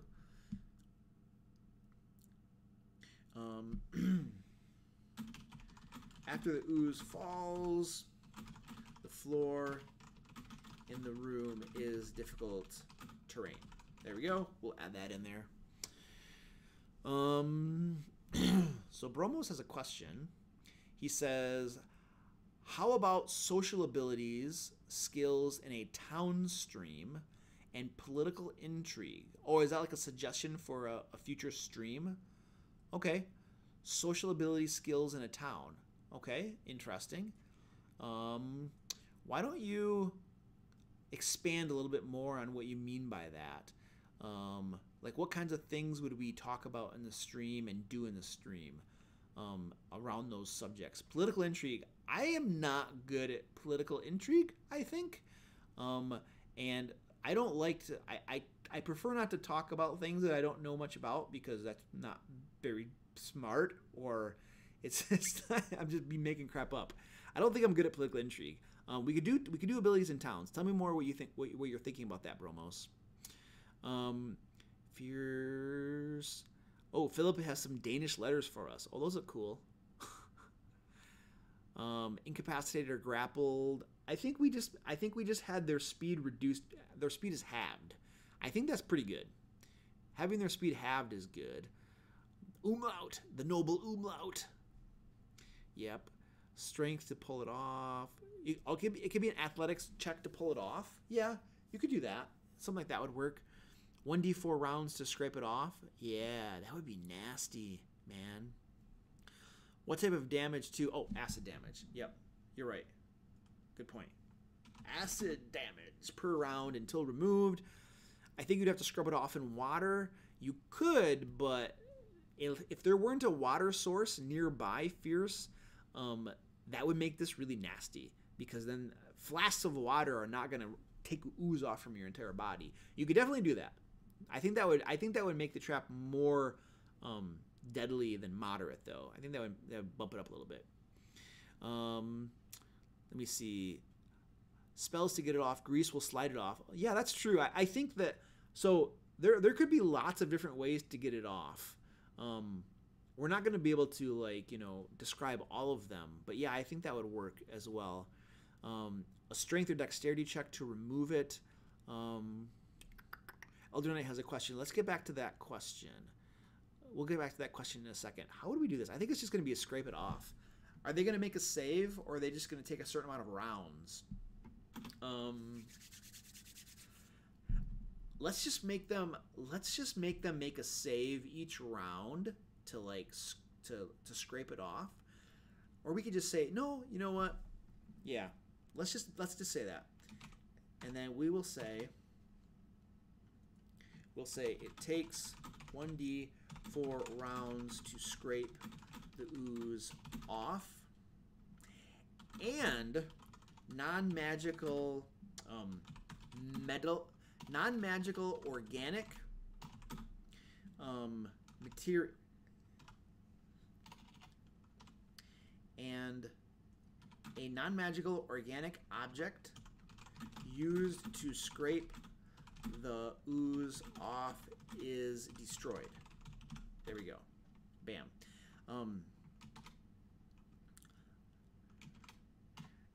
I'm trying to think of something here that if players come up with other ideas, it might work as well.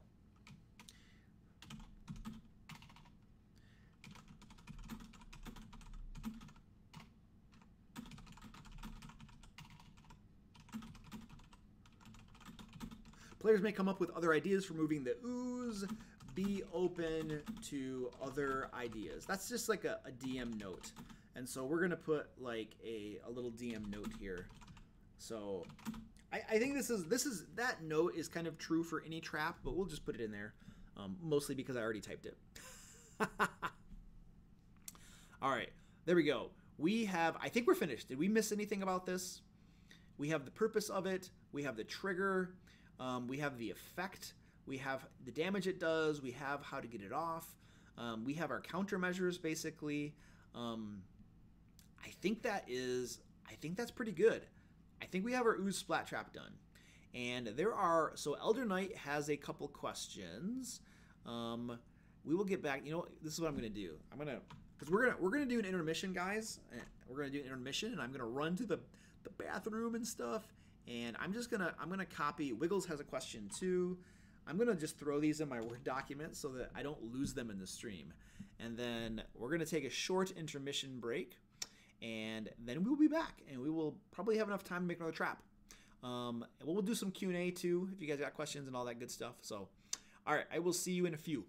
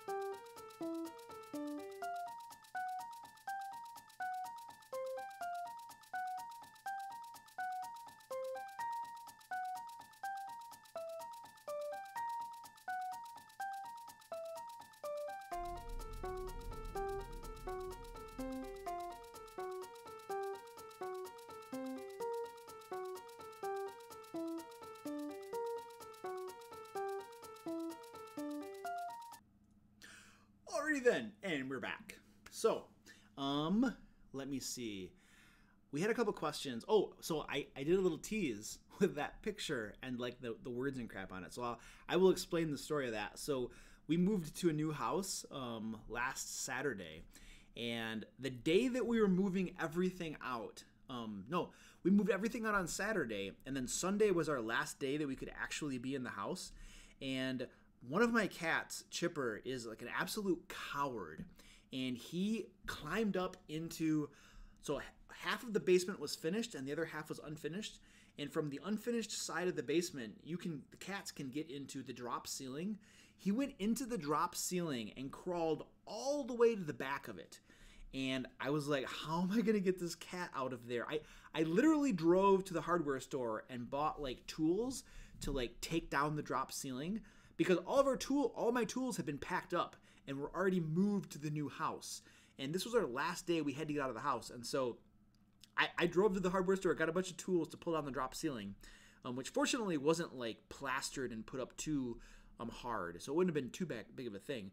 And by the time I got home, my father-in-law had figured out, he had like taken a bunch of little pieces of wood, like it was quarter round that I had used for the molding in my house, and he had like taped together a couple long strips of quarter round, slipped it under the drop ceiling, and had used it to like give Chipper a little tap-a-roo to cause him to like come out of the drop ceiling. And then we spent some time like chasing him around the basement. He was like up in the rafters doing crazy crap. It was like an acrobatic show, basically.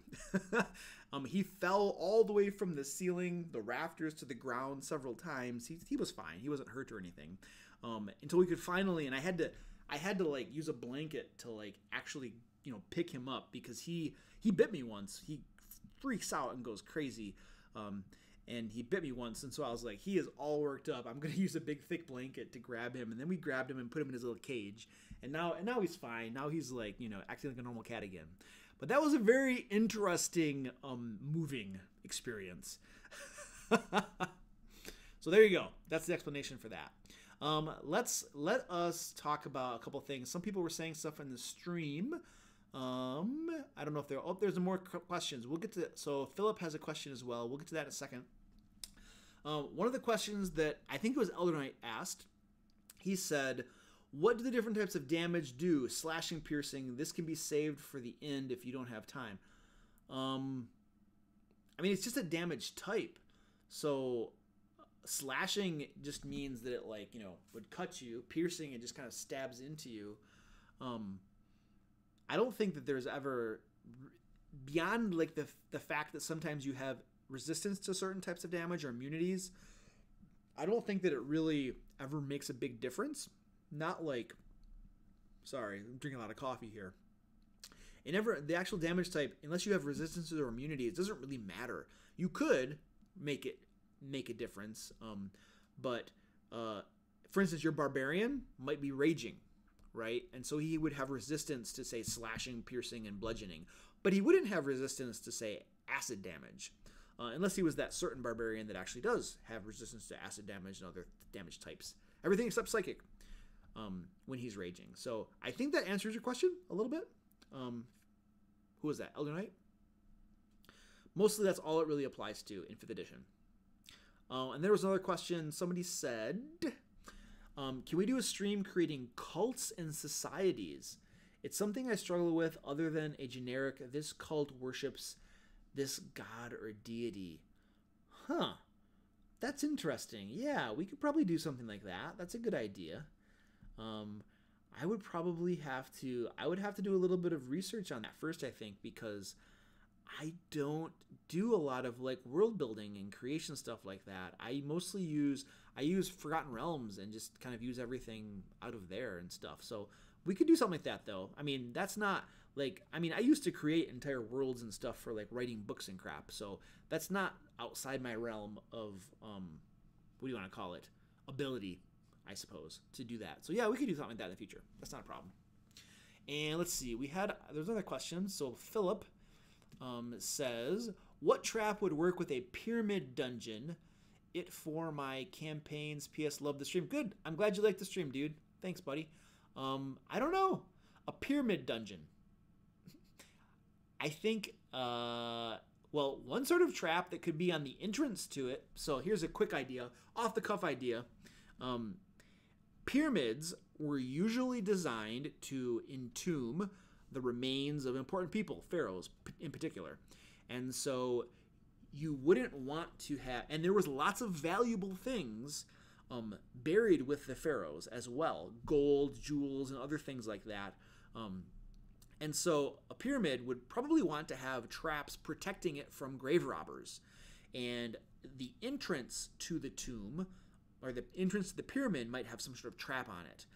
It might be, there were tales of like, who was that? There was a famous mummy, King Tutankhamun, or I don't know what it was. There were tales of people like getting sick and dying after going into his like pyramid and like looting it or something like that. And I think that one theory I read about it was that when you would open up these pyramids that had been sealed off for a long, long time, there were basically like bacteria and viruses and other things inside there that had been in there for a long, long time. This is a theory, something I read. I don't know if this is true or not. It might not be true. And that people didn't have immunities to those because they hadn't been exposed to them for hundreds of years. And so when you finally opened that pyramid, it released these like diseases and stuff, right? Or bacteria and stuff that you didn't have immunities to, and then you would get sick and die. And so I think a historical example of a trap might just simply be that when they open the entrance to the pyramid, there is some sort of like gas trap that goes off. That it doesn't necessarily, it might not hurt you right away. It might be some sort of disease that like you have to make a constitution save or you're infected. And then once you're infected with this disease, there might be an ongoing save that you have to make we could say every hour, or you would take a certain amount of damage. Or you get really nasty and you could say that every time you fail a save, you take on a level of exhaustion. Exhaustion is nasty. The first level of exhaustion is not too bad. Once you get to level 2 and 3, you're really hurting. I think level 4 you're dead. I think. Don't quote me on that. That would be a really cool trap to have on a tomb. If you're talking about a pyramid, I think rolling boulders, right, could be a thing. I would use false passages. You want to, if there are grave robbers, you want them to go down the wrong way, right? They might be covered with traps, but the actual true way that leads to the pharaoh's tomb and all the valuables might be behind a secret door. And then once you get by that, there might be fewer traps, or there might be more. You might have a false tomb. So there might be, you go down, the secret door goes to the real pharaoh and all the treasure, but there might be a false tunnel that leads to like a treasure room where a pharaoh was supposedly buried, but it's false. It was just put there empty so that tomb robbers would go into the pyramid and go down there and be like, oh, it's an empty room. It's already been looted. There's nothing here. Let's leave. So those are some ideas for you off the cuff about a pyramid trap. And we could probably write this all out here, but I just described it, so you could probably roll with that. But anyway, let's see what else we got in the chat here. Elder Knight said, ooh, Swan Master Flex, what's going on, man? Oh, he just got here. Swan Master Flex says, okay, I'm here. We can start now. Dude, we started a while ago, man. Elder Knight says, cats are nice companions, but are kind of evil. Yeah, sometimes my cats look at me, and the look on their face is basically, if you were a little bit smaller, I would eat you. Like, just a little bit smaller, and I'd be trying to eat you. Cat burrito. Okay. Fish and chips. Fish and chips are good. Elder Knight says, can you do a stream on settings such as Dragonlance and Greyhawk? I mean, I know nothing about Dragonlance, and I know nothing about Greyhawk. So I think my answer to that is probably no, because I don't know anything about that. I've run exclusively Forgotten Realms since like high school. So what would the content of that stream be? Like, I mean, let's assume that I'm doing it on Forgotten Realms because that's what I know. I can only talk about things that I know about, unless I lie to you. and I tend to avoid lying as a general rule. So, but if we were to do a stream about Forgotten Realms, because that's what I know, what would be the content of the stream? Like, what would we be doing? And bear in mind that I like it to be a sort of collaborative type thing as well, because I want it to be interactive with you guys. Something valuable, something you guys would find valuable, but collaborative. So, if you got thoughts on that, let me know, dude. Oh, you guys are just giving me ideas for streams. Okay, so let me see. I'm just gonna start writing this down. Forgotten Realms stream. Content, question. And there, somebody else had an idea for a stream. Custom monster stream. Okay. Yeah. Building custom monsters stream. Yeah. That's a good idea. That's a great idea. We could take existing monsters and reskin them. We could create a monster from scratch. Here's the thing. If you follow... So the Dungeon Master Guide has pretty extensive rules for creating your own custom monsters. And even in the Dungeon Master Guide, it tells you straight up, you know, before you create a monster from scratch, see if there's an existing monster that you can just tweak a little bit and reskin for your use. And the reason they give you that advice is that it's a lot of work to create a monster from scratch. And the rules are, I don't know how good they are. Sometimes I will create like a custom monster from scratch following the rules. And I've done it a few times, not a whole lot. I tend to now just take a monster and like reskin it and reflavor it and give it a different look and feel and stuff and tweak a couple things because I think that's a lot easier.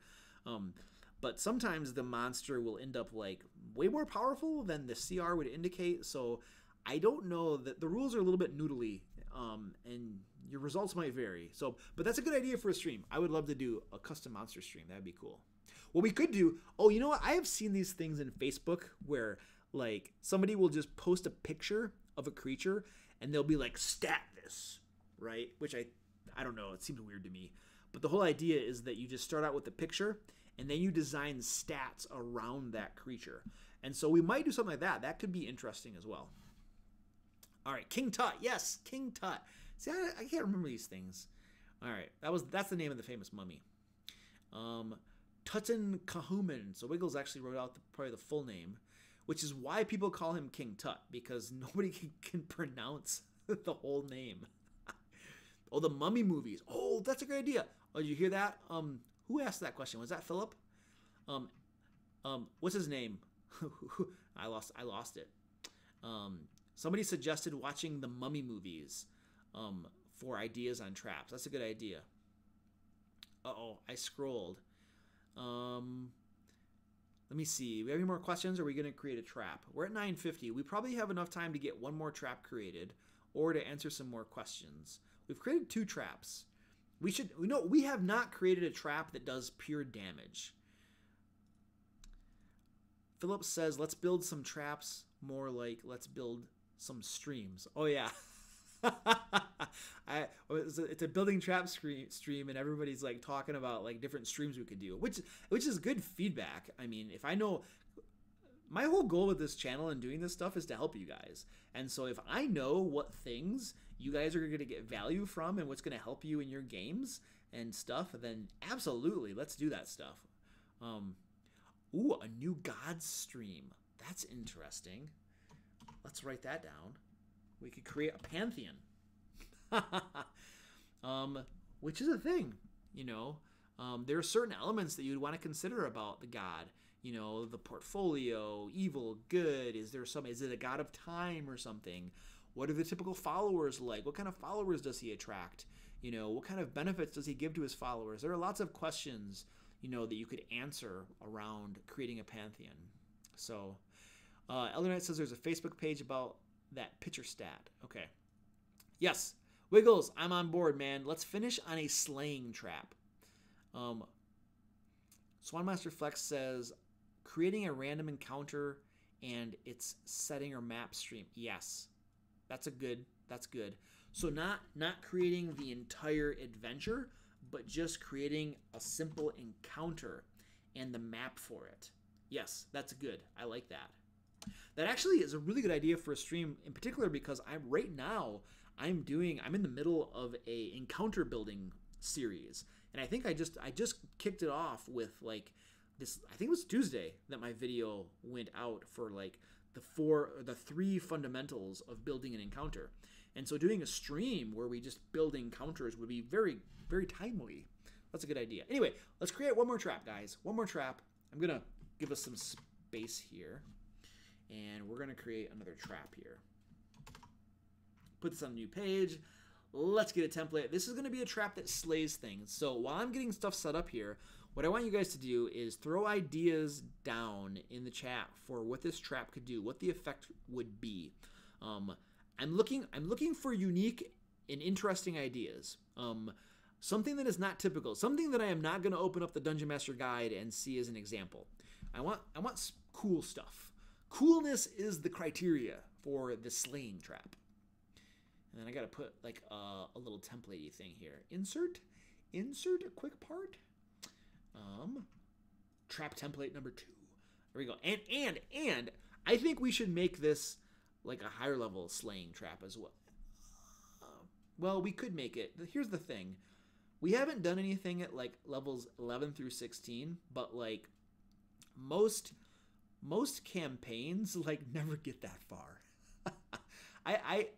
Anecdotally, I have a feeling that most campaigns usually stick in the 1 to 10 range, and then they probably never get too much past that for various reasons that we don't need to go into. But we could do a higher level one. I mean, the only difference between a low level trap and a higher level trap, well, no, that's not true. One of the main differences is simply how much damage it does, right? And the DC that you would assign to it. So I'm perfectly fine with keeping that like a 5 to 10 level trap, just because I think it's going to be more useful for the average campaign that may never see the higher levels. Right now, one of my games is a level 20 campaign, and I'll tell you what, dungeon mastering for high levels is much more challenging than dungeon mastering for lower levels. I'll just say that. It makes me prefer low levels. Although, I mean, how often do you get to play level 20, right? And so we're playing. They're in Tiamat's palace right now in Avernus, the first layer of the 9 hells, rescuing the soul of one of their companions because they pulled one of the bad cards from the deck of many things. And so that's what they're currently doing at level 20.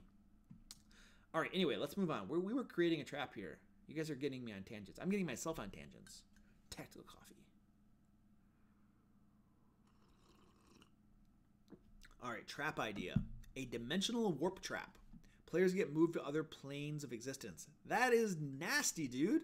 Fierce, you just want to, like, mess people up. You would have to have a mechanic for getting them back, too, I think. Or something. Otherwise, it's basically like, roll up a new character, buddy. Can the trigger be that there is a trapdoor? When players open the trapdoor, mad things happen. Curiosity killed the trap. It could be. A spinning blade on the ground. Poison playing cards. That's interesting. What could we do with poison playing cards? You wouldn't just want to have a deck of cards on the table. You would want them to somehow touch the cards. Maybe there's a bunch of coins, gold coins on the table, and playing cards are interspersed among the coins, right? And then when they go to, there are coins on a table. That is a good trap. I think we just came up with an idea right there. Let's see what other people have said though. The reason I like gold coins on a table with playing cards is that players might go in thinking, it might be a trap. And they're going to look around at the table and stuff, but there's nothing wrong with the table. There's nothing wrong with that. There's a coating on the cards, right, of the poison. That's a good idea, dude. And some of the coins might have poison on them as well. All right, what other ideas we got here? Something drops from the ceiling. The trapdoor is just a shallow, hollow space. That's interesting. So something that misleads you. Fierce says, I'm not a fan of low-level play, so most campaigns I run are level 10. Yeah, that's true. You could just start at level 10. Absolutely. Yep. I think around level 5 is when things start to get better. Super low-level play, 1 to 4, is a little bit rough. At level 5, I start to feel like, all right, these guys got some hit points, they have some good abilities, they got some good spells. Now I can start to throw a little bit beefier, cooler monsters at them. I do like, right now one of my groups is at level 12, and I love that. Level 12 is fun too. I think probably level 15 and above, or maybe 17 or something.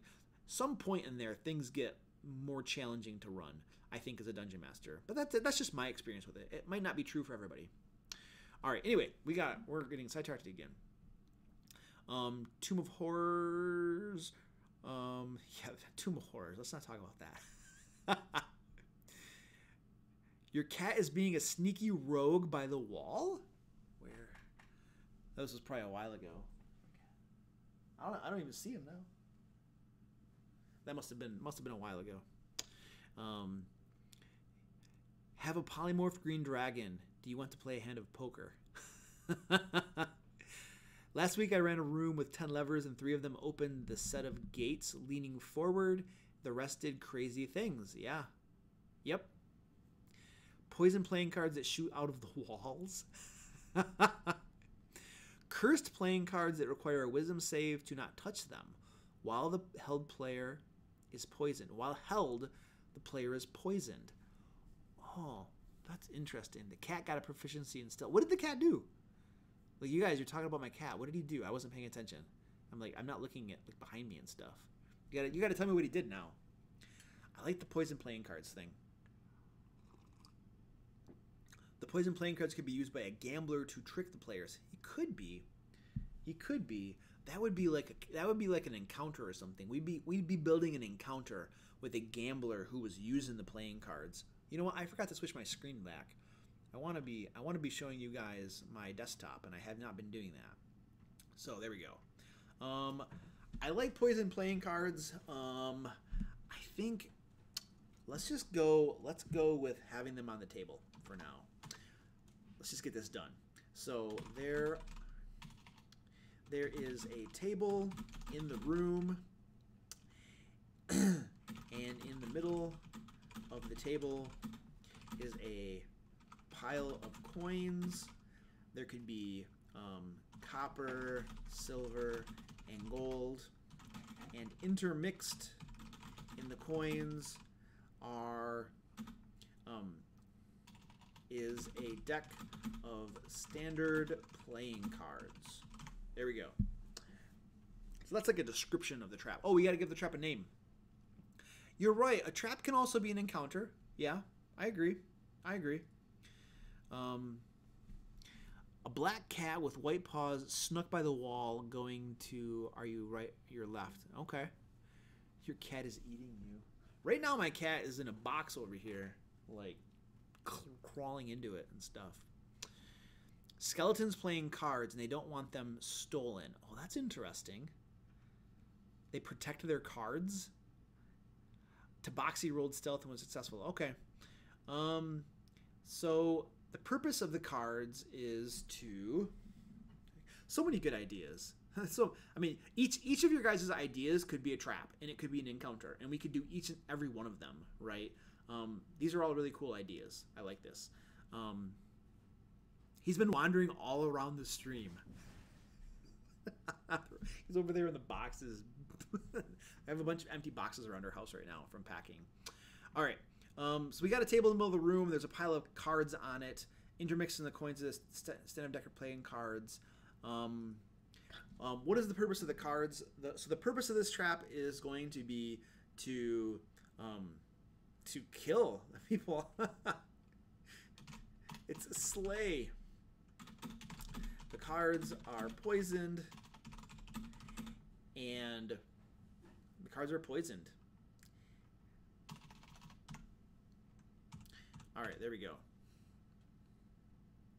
Let's put a smile on that face. All the playing cards are jokers. I like that. Is a deck of playing cards, all of which are jokers. I like that idea, dude. Wait a second. Maybe one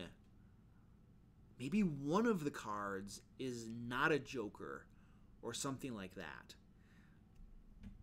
All of which are jokers except for one. One, which is a Queen of Spades. There we go. Let's just say that. What can we do with that? What interesting thing can we do with that? Something is special about the Queen of Spades? Maybe the Queen of Spades is poisoned. Or maybe touching the Queen of Spades causes something to happen. All right, we might change direction with this trap. Maybe the cards aren't poisoned. Could we do something cool with this? What could we do with this that is cool and interesting besides just having the cards be poisoned? Because if we say that all of the cards are jokers, except for one of them, which is a Queen of Spades, your players are immediately going to say, why? What's special about these cards? And they're probably going to start poking around. So what cool special thing could we do with this, guys? I don't have an idea. I had a little bit of an idea, but I need your help.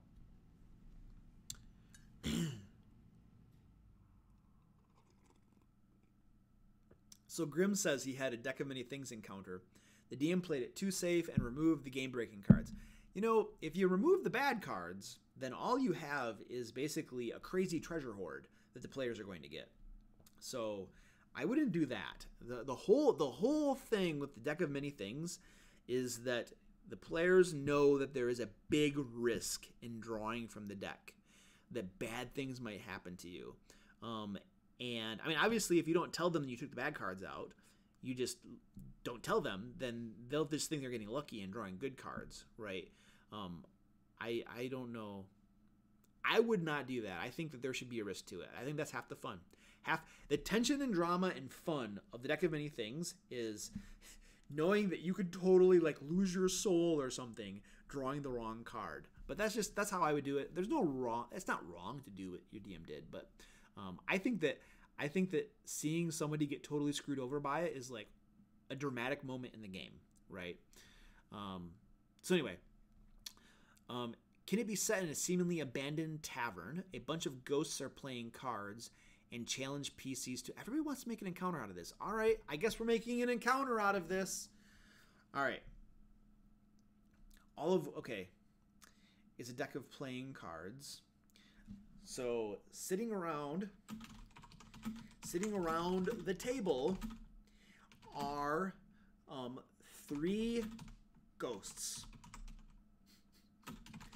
They challenge the players to a game of cards. All right, you guys, everybody's talking about encounters and traps, so now we just did it. Majority rules or something. All right, so now we have a bunch of ghosts. They challenge the players to a game of cards. All right, guys, now we need to know where this goes. Where does this go, guys? Because it was your idea, and now I changed it based upon popular feedback. So, in an abandoned tavern, in the common room of an abandoned tavern, we're basically creating an encounter, a little mini adventure or something. In the common room of an abandoned tavern, there is a table, and in the middle of the table is a pile of coins, copper, silver, and gold. And intermixed in the coins is a deck of playing cards, all of which are jokers, except for one, which is the Queen of Spades. We might change that if we need to. That might not make sense anymore, given that the 3 ghosts are there. Now, if we had all of the coins are jokers except for the Queen of Spades, and the ghosts challenge them to a deck of... If we have this set up like this, and the ghosts challenge them to playing a game of cards, then the players will either accept their let's assume they accept their challenge, then the players are going to grab the cards or something. But I don't know. Where can we go with this, guys? I need some ideas. This was your idea. So I'm expecting you to get us out of this conundrum.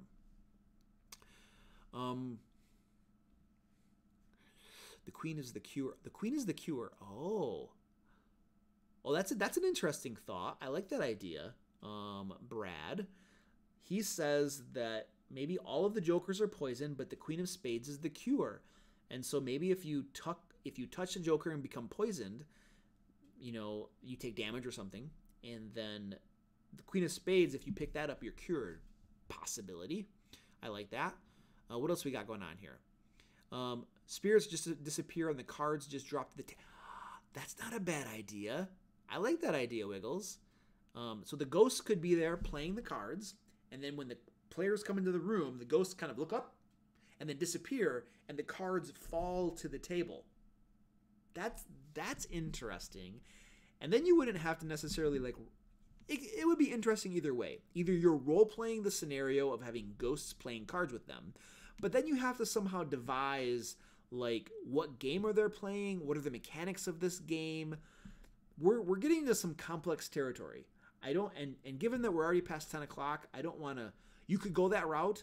That would be a good route to go. For time's sake, though, I think we're going to go with Wiggles' idea, unless we have some better ideas here. Card could shoot through watermelons? Where did that come from? The deck has a variety of poisons that only trigger when you lose a hand of cards. That's a good idea. Texas Hold'em. If you lose, you are possessed. Eldraine, that's a good idea, too. Victory awards the players with the deck. Loss poisons the loser. Have them roll on different types of poisons. The ghosts shoot the cards at them. I mean, you guys got lots of good ideas here. Some of these are more... Here's the thing. These are good ideas. Some of these are easier said than implemented in that for some of these things, we would have to develop some mechanics here and do lots of typing and development to make some of these things like... Because my idea here is that I'm going to create a downloadable file for this that people can use. And some of these things are kind of complex. So let's go with the less complex one, just for the sake of typing this up. But these are all really good ideas, and I encourage anybody to expand on these and use them, because these are lots of really cool. And that's kind of why we're doing this, to get creative ideas and stuff like that. So anyway, let's say I like the idea of them disappearing. So let's say in the common room at Abandoned Tavern, there is a table. And in the middle of the table is a pile of coins. And then we will say, sitting around the table are 3 ghosts holding playing cards. When the PCs enter the room, they look up and then disappear. Playing cards then fall to the table on top of the coins. And that sounds like a trigger. That is the trigger.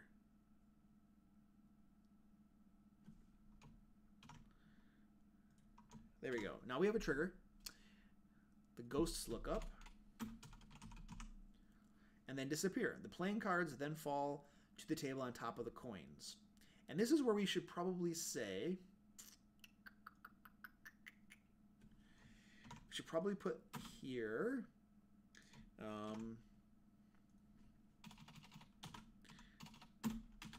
all of the cards are jokers, except for one, which is a Queen of Spades. There we go. The cards are poisoned, and we still got the same thing here. I need to clean this up a little bit.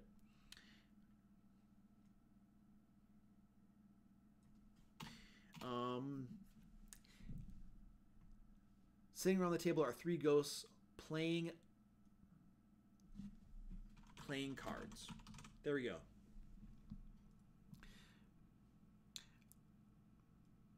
Let's put this description right here. All of the cards they hold are jokers, except for one, which is a Queen of Spades.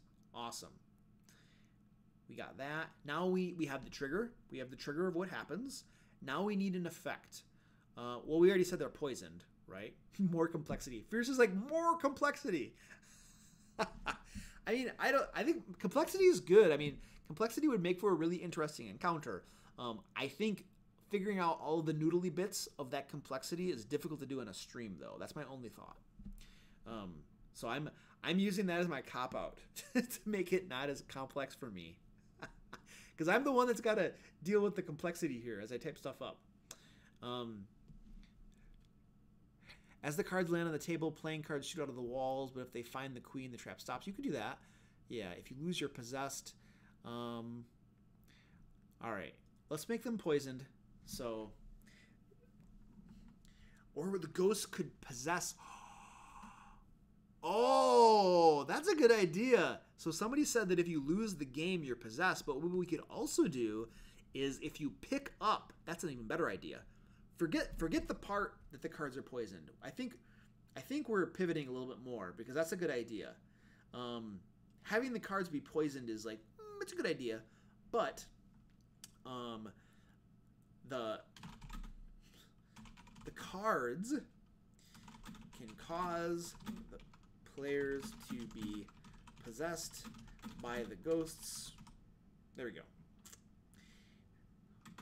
Which then attack other PCs. There. The cards can cause the PCs. I like that. I like that idea. So what's the effect? What is the effect? When a PC touches a Joker card, he must make a DC. What is a possession effect? I think it's a charisma save, isn't it? I think if we were to look in the monster manual at ghosts, I think not being possessed is a charisma save, I believe. The ghost should just continue playing cards in the players' bodies. That's funny. So that we would be pivoting again. This wouldn't be a dangerous. If everybody were possessed, it becomes a dangerous trap. Because then everybody's possessed by ghosts that are just playing cards. Wow, that's crazy. And the queen stops the possession. I like this idea. Here's why I like this. Because traps usually just do damage and stuff, but now we are creating a trap that is much more interesting, unique. I don't know if anybody's ever created a trap like this before. You pick up the playing cards and you become possessed. What if... yeah, that's interesting. That's really interesting. What if we hide the Queen of Spades or something? Maybe it's under the gold pile or something. Yeah, we gotta hide it. It's too obvious if it's lying on top of the table. All the cards they hold are jokers.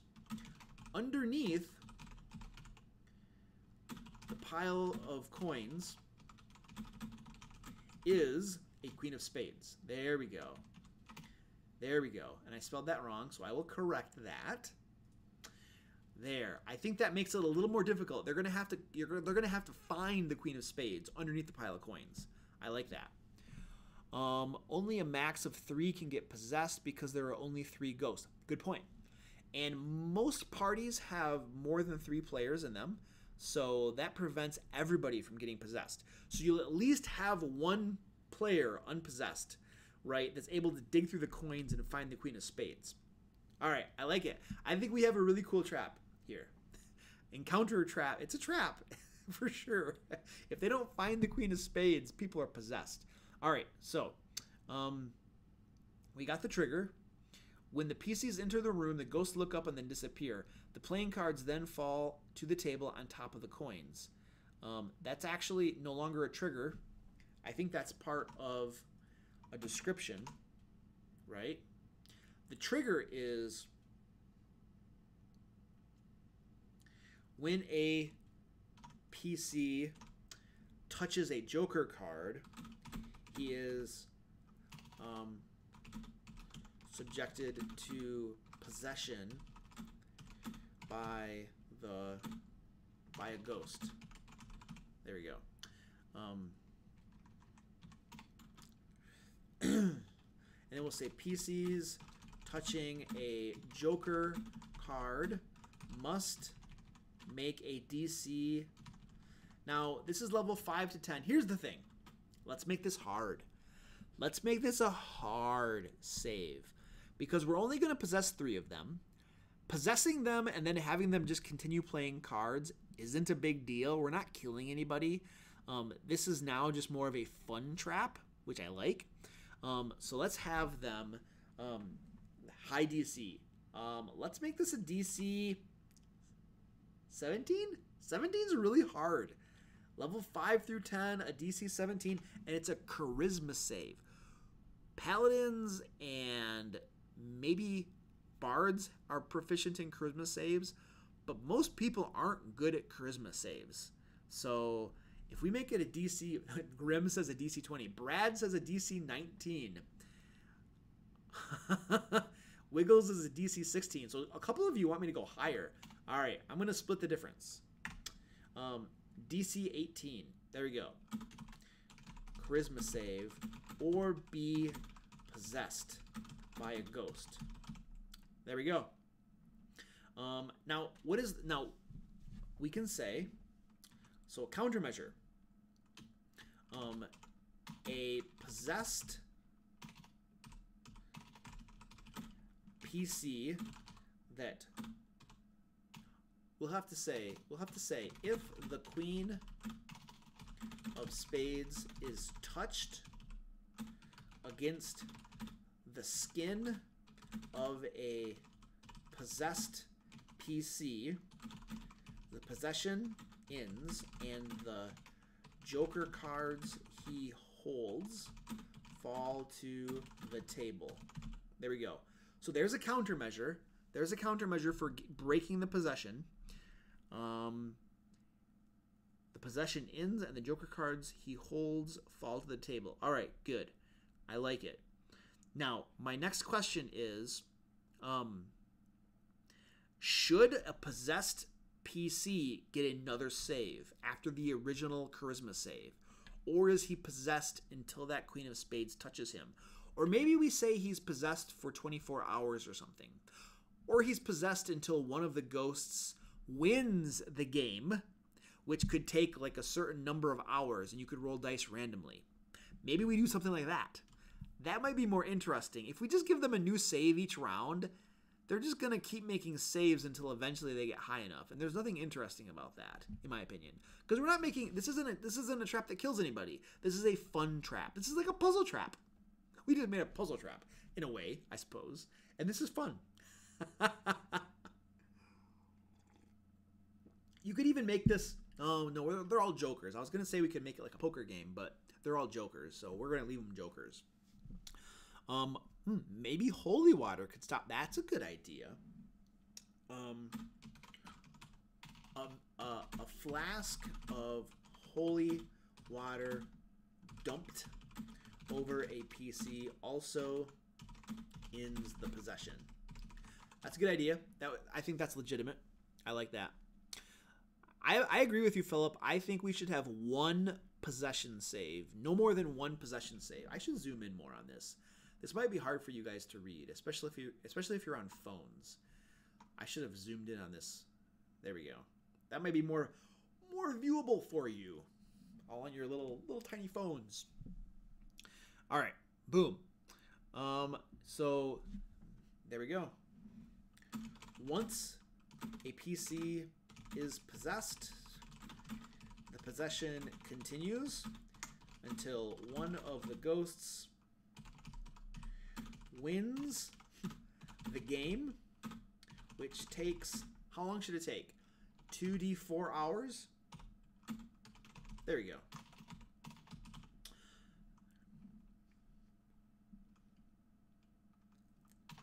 go. Or until a countermeasure is applied. And we will say applied. How do I spell that? There we go. See below. See below. See below. All right, cool. Is there anything else we need here? Are we done? Oh wait, we messed our purpose up. Purpose. This is just a fun trap. This is just a fun encounter trap puzzle for your players to experience. That's it. That is the real purpose of this. There's nothing nefarious about this at all as we've currently built it. I mean, you could definitely, if you piggyback this encounter with like enemies showing up and having some of the players possessed and not able to participate in the combat, then you could definitely make this into something much worse than it currently is, you know. But there we go. Oh, remember to hit that like button. All right, guys. Remember to hit that like button down below. Thanks, Philip, for the reminder.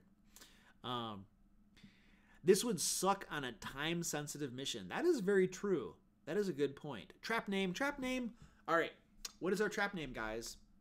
It's not super dangerous. I think this is a moderate. There's nothing moderate.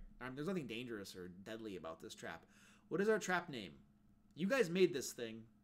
I wanted to do something simple that did poison damage, and you all wanted me to make an encounter.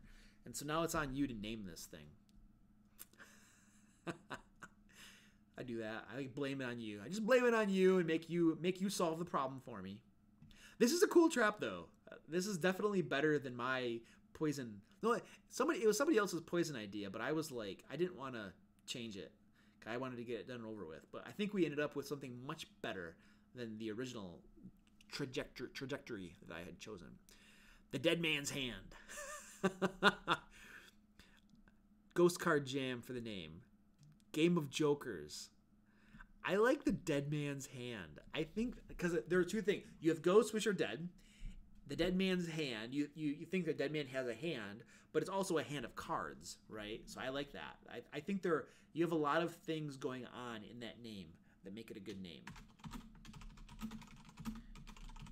There we go. Game of Jokers. Two people are like, Game of Jokers. Sweet. All right, we're going to call it Dead Man's Hand. There's no right answer to naming stuff. So there we go. We got that done. So we have created 3 traps.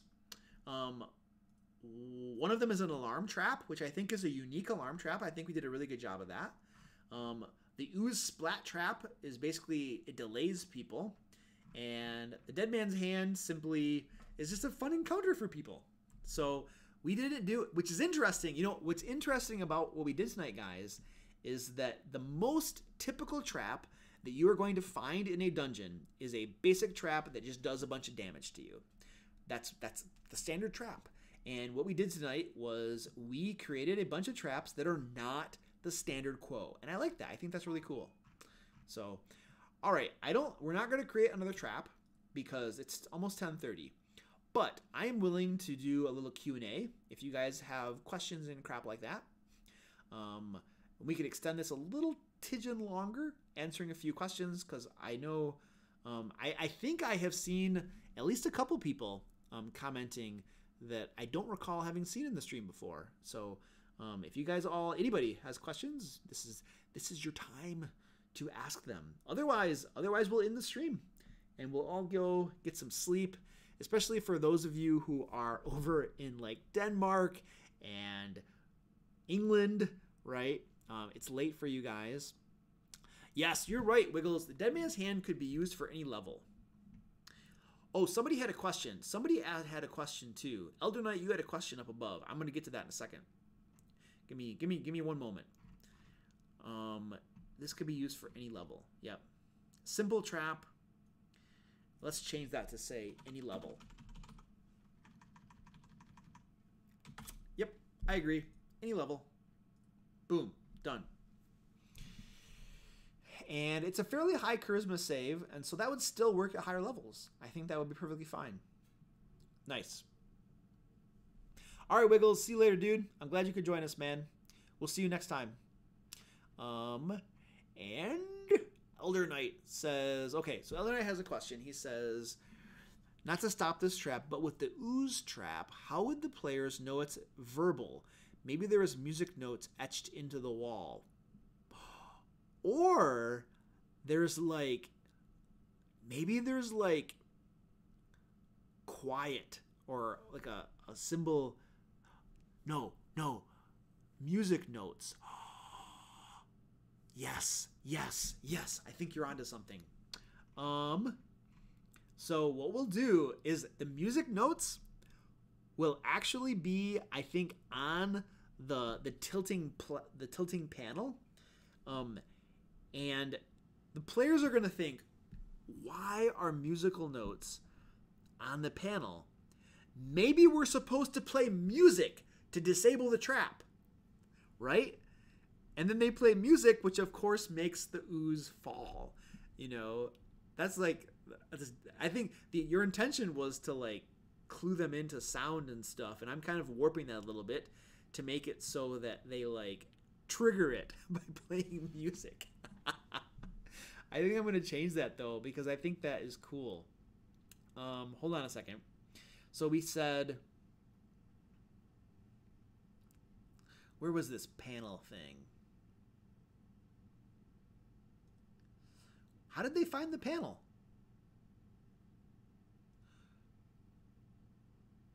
No, wait a second. I'm getting my traps confused. The panel was for the rusty sword trap. The ooze didn't have that panel. Okay, good. So there are musical notes on the walls. All right, got it. I think that transparent ooze covers the ceiling and the terrace ceiling. And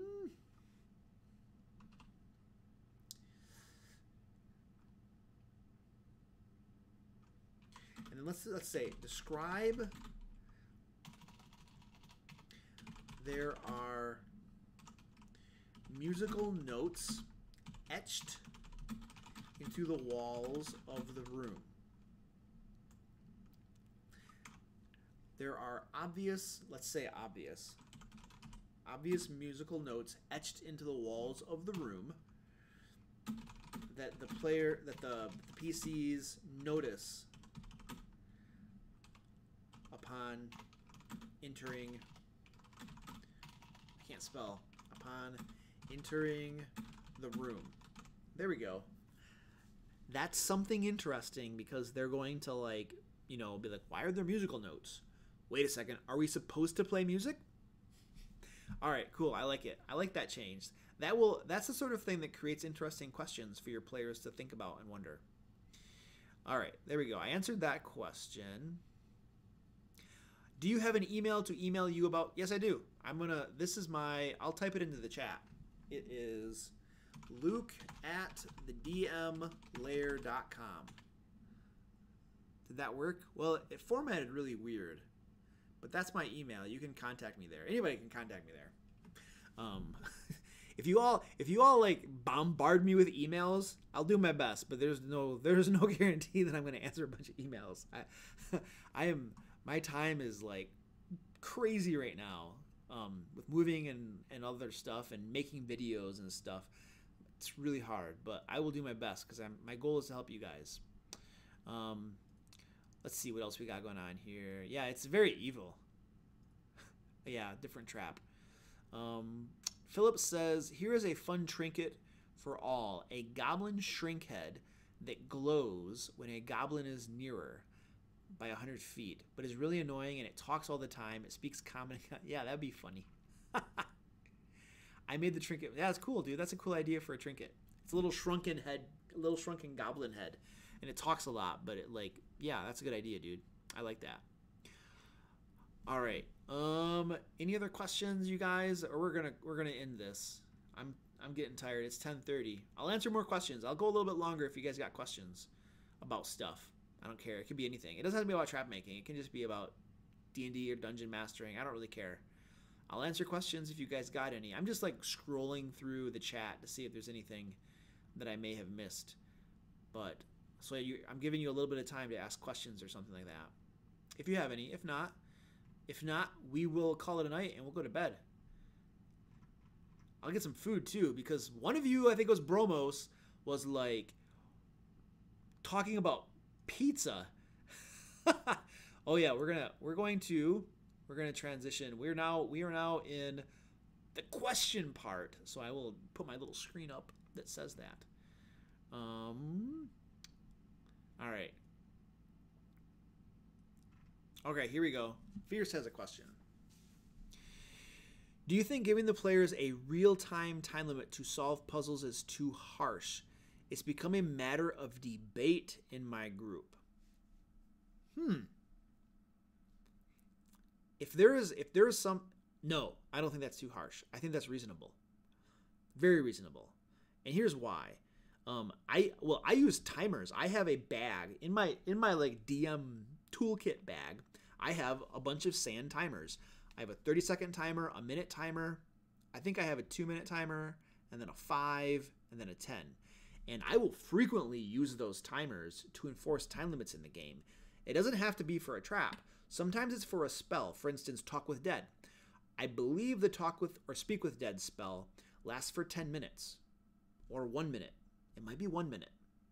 And I will literally pull out the sand timer and flip it up once they cast the spell, because then they have a limited amount of time to ask the questions. And so if you have a time limited, no, here's the thing.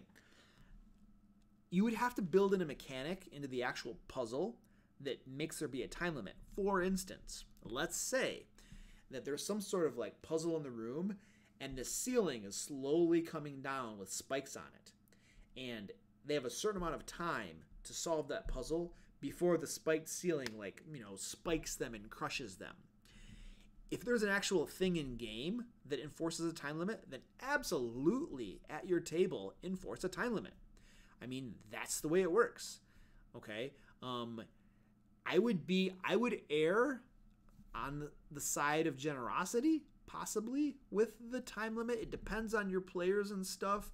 Or I would make like failure not too super harsh or something. I don't know. It depends. Like, you don't want to... It's a delicate balance, right? Because you don't want your players to feel like you're giving them like a DM screw job and just being like too severe with them and making the game not fun for them, right? But there is an element of tension and drama to the fact that you have a certain amount of time to solve the puzzle, or else bad things happen. And remember, we can always do things behind the DM screen that the players aren't aware of. And what I mean by that is that the puzzle doesn't have to have only one right answer. It's possible that the puzzle could just have... Sometimes I've deployed puzzles that I've not even decided what the answer is, and I just wait to see what the players come up with, and then I pick one of those to be the answer. Sometimes players will they will have a discussion back and forth where they talk about possible solutions, and they'll talk about 5 different ways to solve the puzzle before they actually try it.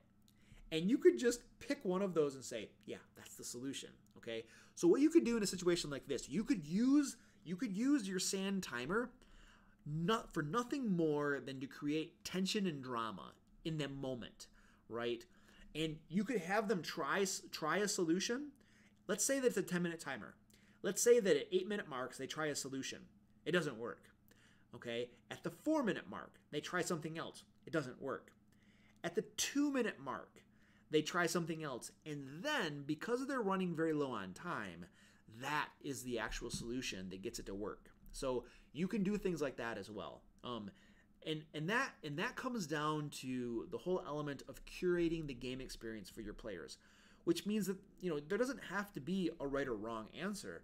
You can simply, as a dungeon master, you're creating entertainment. You're creating fun for your players. And so using techniques like that creates that tension and drama. And you never tell your players this. You never tell them that you're doing this, because it ruins the fun for them. If they know that you were doing this, it's just like, bleh, right? But as a technique as a dungeon master, this can totally work. And your players getting down to the last 2 minutes or something, right, before your time is running out, and then finally getting the solution, that's going to make them feel, oh my gosh, I thought we were going to die. I can't believe that worked. So it's this really rewarding experience potentially. So those are some thoughts around that. I don't think that there's anything bad about putting a physical time limit, because here's the thing: if you have something in game that literally something bad is going to happen if they don't do something in time, but you give them an hour at the table to figure it out, I think that is kind of lame. I don't think that's realistic. I think that if there's a physical time limit in the game, apply it out of the game as well for something like a puzzle or something, or for spells that have a limited duration. If the Speak with Dead spell lasts for 1 minute, why would you give them 10 minutes at the table to discuss back and forth what questions they're going to ask the spirit when they call, after they've called it back?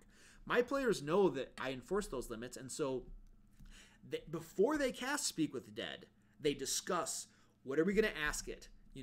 Sometimes they'll come up with a flow chart. Well, ask it this question, and if it says yes, then you ask it this question, right? But if it says no, you know what I mean? And so I don't think there's anything wrong with that. I think I gave you a long answer, but I hope that's helpful. It's definitely not too harsh to put time limits. Not too harsh. As long as it's handled well, I think. That's what I said. All right, cool. 60 seconds on the clock for a room flooding with water. Yeah, and they got to figure it out. There's nothing unreasonable about that. Especially considering that you can also hold your breath in D&D for 1 minute plus your Constitution modifier in minutes. So most people can hold their breath for at least 1 minute, which gives you 10 rounds to figure something out, right? Or longer. Okay, Brad Becker has a question. I have to drink coffee. And if you guys got questions, pop them down there. When we run out of questions, we are ending the stream, which might be a good thing. Brad says, is telling the players that their choice will have ramifications in future campaigns a good or bad thing? Here's the thing, Brad. My players all know that every choice they make could have ramifications in future campaigns or in the same campaign further down the line. And they all know this because I do this all the time to them. Everything they do, right? I'm not trying to screw them over, but what I'm doing is I am harvesting their actions in the game to see what other things I can put in the game world or make happen in the game world that will later come back to create some excitement for them or haunt them, depending on how you see it. Because here's the thing. One of the fun, really cool things that you can do in your games is to have your players' actions and choices in the game actually affect the game world. That will make them feel like their choices matter and their choices are important, because here's an example from one of my games. Story time. My players once, I think they were on doing some downtime, and one of the players, he wanted to get a map of the Sword Coast. He wanted to buy a map of the Sword Coast. And there was a cartographer that was selling the map of the Sword Coast for, I think, 200 gold pieces. They had the money, but he didn't want to spend the money on the map. But this player was from Evermeet, and he had a map of Evermeet, which is like the secret elvish homeland in the Forgotten Realms. And that's not, a map of Evermeet is not like a common item that anybody would have. This is pretty rare. And so what he did is he offered the cartographer, look it, if I show you a map of Evermeet, will you reduce the price of that map of the Sword Coast? And the cartographer said yes. The cartographer basically, and it turned out the cartographer was like, yes, because I have a, what is it called, eidetic memory, where anything that I see, I remember it exactly. And so in exchange for the map of the Sword Coast, the player showed the cartographer the map of Evermeet. The cartographer remembered the map exactly and then began to reproduce it. And here's the thing, he made about 10 copies of it, and this incited the elves in Faerun, just made them horribly angry that a human cartographer was reproducing accurate maps of Evermeet. And there was and you can argue however much you want about how feasible this is, I don't really care.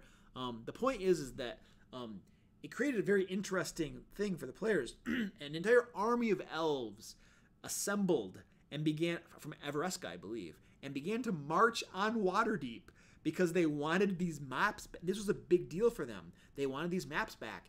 And the elves in Waterdeep were rioting and stuff. And maybe that's un-elven-like, I don't know. But there was lots of problems that came about because they created that. He made one little deal to save a little bit of money, and lots of ramifications. And then there were 10 maps, and the elves managed to get back 9 of them.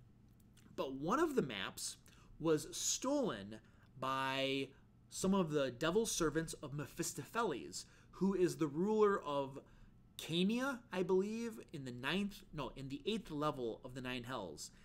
Because Mephistopheles, he wants to supplant Asmodeus as the leader of the 9 hells, but his plan is to get that map of Evermeet, which would allow him to invade Evermeet. Okay, not all villains have plans that are totally logical, but this was the idea. So Mephistopheles had the map of Evermeet, and he was going to invade ever meet with it and somehow get power, thereby maybe harvesting the souls of the elves or something, thereby being able to take over Asmodeus's lair of the Nine Hells or something. Anyway, the point is the players had to go on an entire adventure to get that map back. And all of this was caused because of one choice one player made to save some money. And my point is that yes, you should absolutely have their choices and decisions affect your game world. It might be small things and it might be big things. It might be things that result in entire adventures that they have to go on in order to resolve them. So let me go back to now your question specifically. I'm advocating that you should absolutely have their choices affect the game world. But your question is specifically saying, is telling the players that their choice will have ramifications in the future a good thing or a bad thing? I wouldn't tell them. I wouldn't tell them. I wouldn't outright tell them. I would let them experience it. And here's why. As a dungeon master, one of our duties, I feel, is to run our world like a real living, breathing world. And in the real world, any decision you make, any choice you make, absolutely will have ramifications. If I choose to walk into work and slug somebody in the face, I will be fired. I will have legal charges pressed against me. I'll probably do some time for assault or battery or something like that, okay? So if we're running a fantasy world, and we want it to be a realistic, in so much as that it's a realistic world that has magic and stuff, but there are certain choices and certain things you do that will have ramifications. Look, if you go around murder hoboing and killing people, then absolutely the town guards are probably going to come hunt you down. And if you're too powerful for them, they will hire mercenaries, other adventuring groups that will hunt you down. Every choice, every decision you make, everything you do should have reasonable consequences, reasonable results, right? And I don't know that I would tell the players that. I run my games under the assumption that what you do will have ramifications, whether they're good or bad. And I think that's just the way that you run your game. And once they start to see those ramifications, they understand that, oh, my choices matter, my actions matter. And I think that's empowering to your players. I think that gives them a sense of satisfaction that they know that the game you're running, the world you're running is malleable, right? It's not railroaded, so a certain thing is going to happen, but depending upon what your players choose to do, your world changes in correspondence to that. I slaughtered that sentence. So anyway, I would definitely do that. I don't know that you might tell them this at like a session 0 type thing, right? So that they're aware of the type of game that you run, right? But I wouldn't constantly remind them of this. You might preface your entire game, your campaign with this, but then after that, just run your world that way. There are always ramifications to choices, decisions, and actions. All right, there we go. I think I saw some other questions here.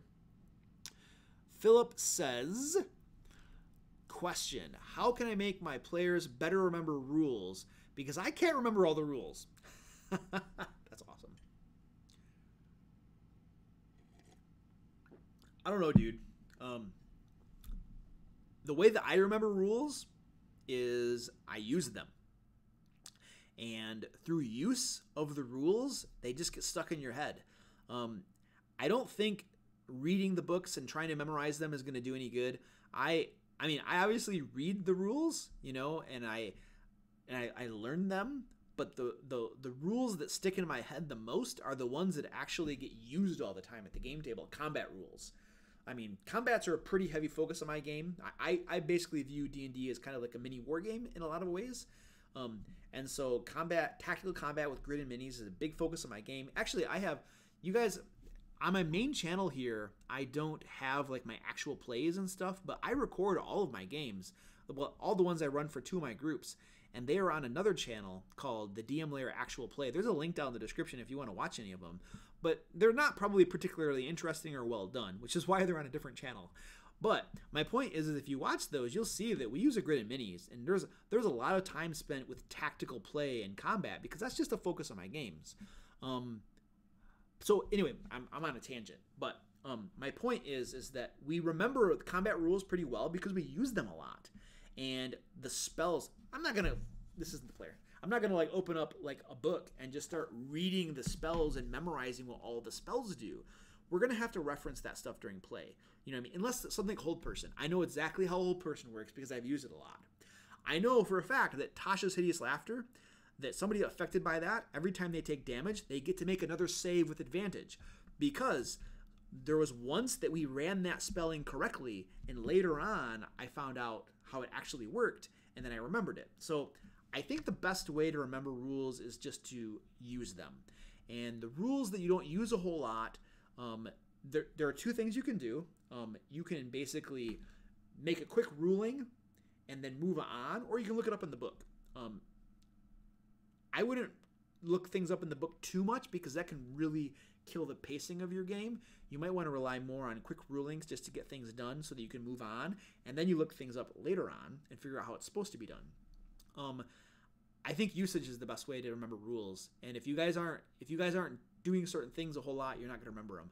I don't think there's another trick beyond that. So I hope that answer helps a little bit. All right, next. One of the bigger issues here was one character had a fear of water as part of her background and began to drown almost immediately. Oh, that's cool. What do we got? Oh, here's a question.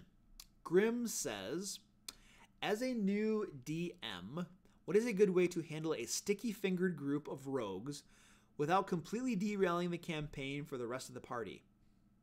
I mean, consequences. You might have to derail it a little bit. It depends. It depends on what type of game you want to run. I think that's the real question here. Do you want to make it a thing if they're stealing things? The question is, are they getting caught?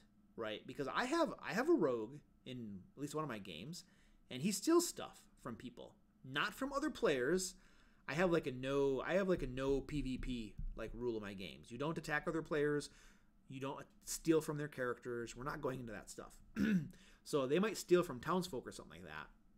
And as long as they get away with it, it's not a problem. If you get caught, there are rules, there are laws, right? And things are going to happen. And it really just becomes a question of whether you want that to be a part of your game, right? Or whether you just want to hand wave it and not have it be a realistic part of your game so that you can just go on adventuring and not derail things.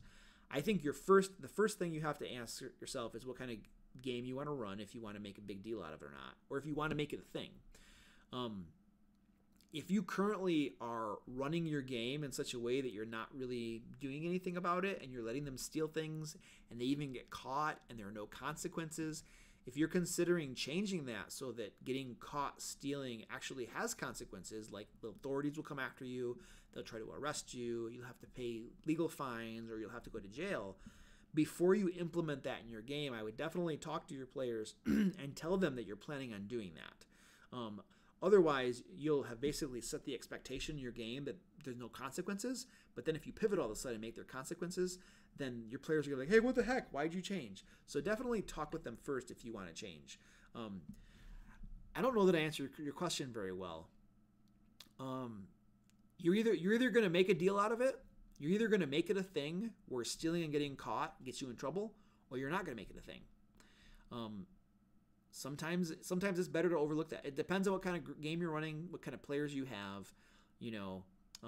I think that's a question you have to decide, and maybe talk with your players too. I think that's all I got on that. I don't know that was very helpful. I make it a thing.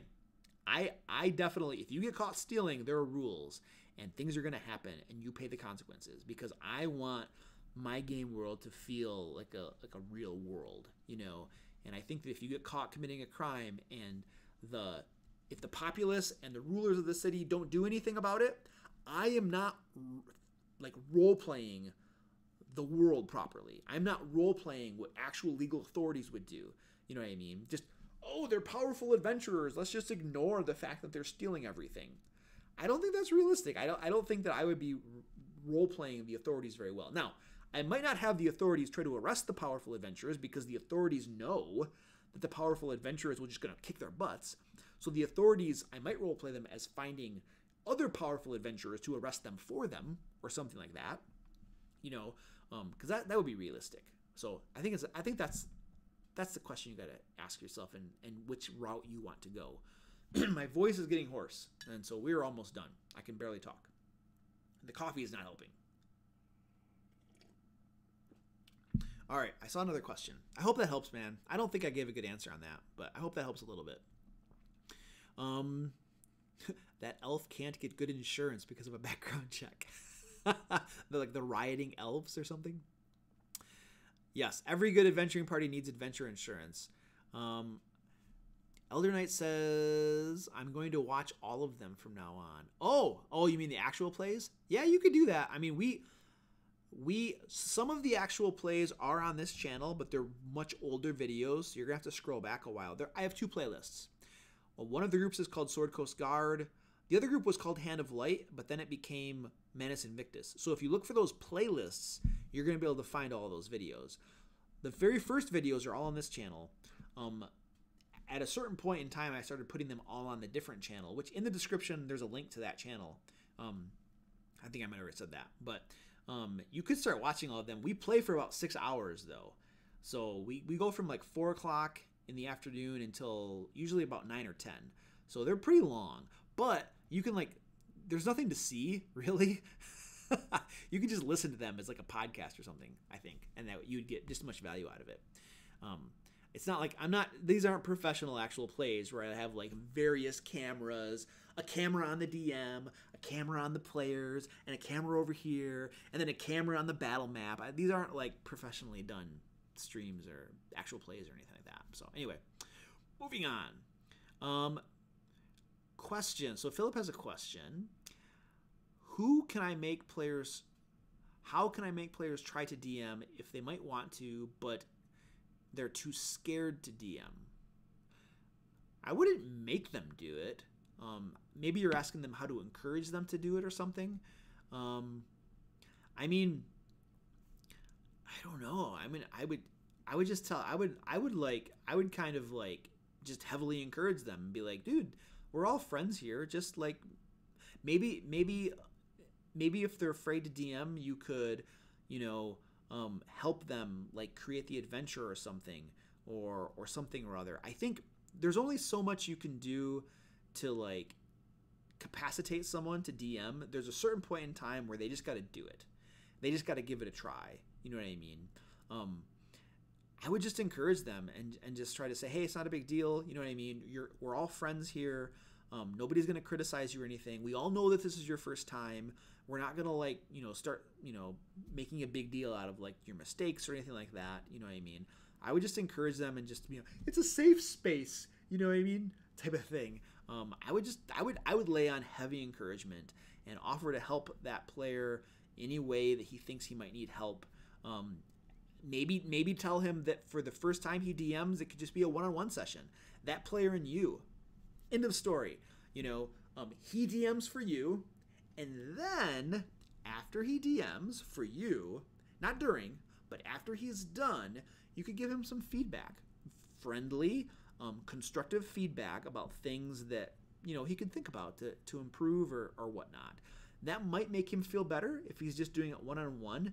Then he's not like failing in front of all the other players. It's just you and him. That would be an idea. That might be helpful. I would do something like that. Hopefully that works. As a DM, I ask that players keep full copies of every spell or ability their character has, so the question of what spell does. Yeah. Most of my players, we use... Where'd my phone go? My phone! There is a spell app that I can recommend. It is called... If you have an Android, I don't think this is for iPhones. It is called 5th Edition Spellbook, and my friends and I use this at our game tables. We do not reference the player handbook when we're looking up spells. We search for the spells in this app so much faster, and it gives all the instructions. Actually, there is a when you download that app, it doesn't have all of the spells from all the splat books. But if you want the spells from all the splat books, if you go over to my what do you want to call it? My Reddit, my subreddit. There's a link to my subreddit down in the description somewhere.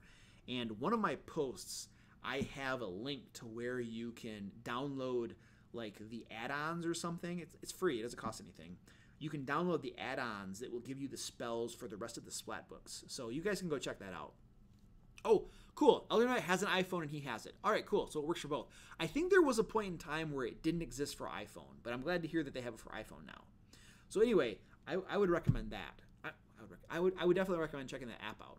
But I think it's reasonable to tell your players that they need to know what their spells do, in a general way. But caveat to that, as a dungeon master, if I don't know how a spell works and my player says that he casts a spell, I still look it up. Even if my player explains to me how the spell works, if I don't know from experience, I still look it up. Here's the thing that I found. Players have a very interesting way of forgetting things about the spell that work in their favor. So, for instance, Tasha's Hideous Laughter. When that was first played at my table, the player explained to me how the spell worked, and I was like, okay, we did it. But he never told me that every time the monster takes damage, that he gets a new save with advantage. And so this group pretty much manhandled, I think it was an Umber Hulk, because they made the Umber Hulk like Tasha's Hideous Laughter, and he was on the floor like laughing and all that kind of bullcrap, and they just surrounded him and just started beating on him and killed the thing.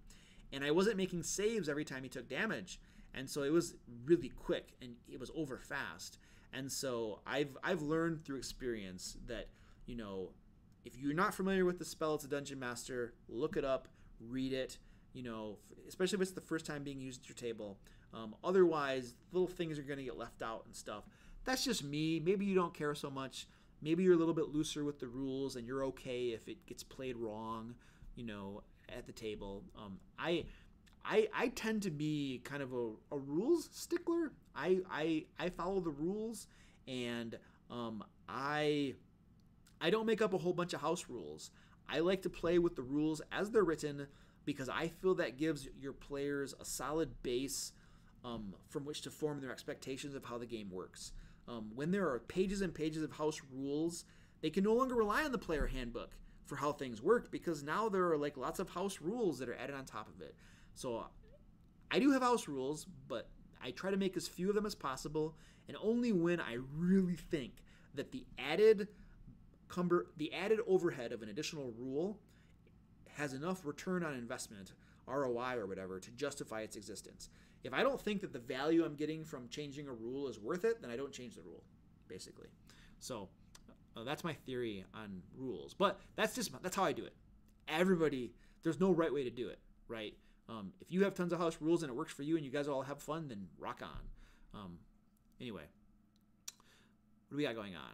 So Fierce says, I was elected DM against my will, but such is life.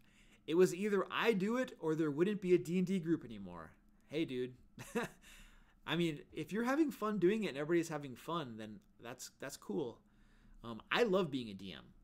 I have been a player before, and I like being a player, but I get bored really fast.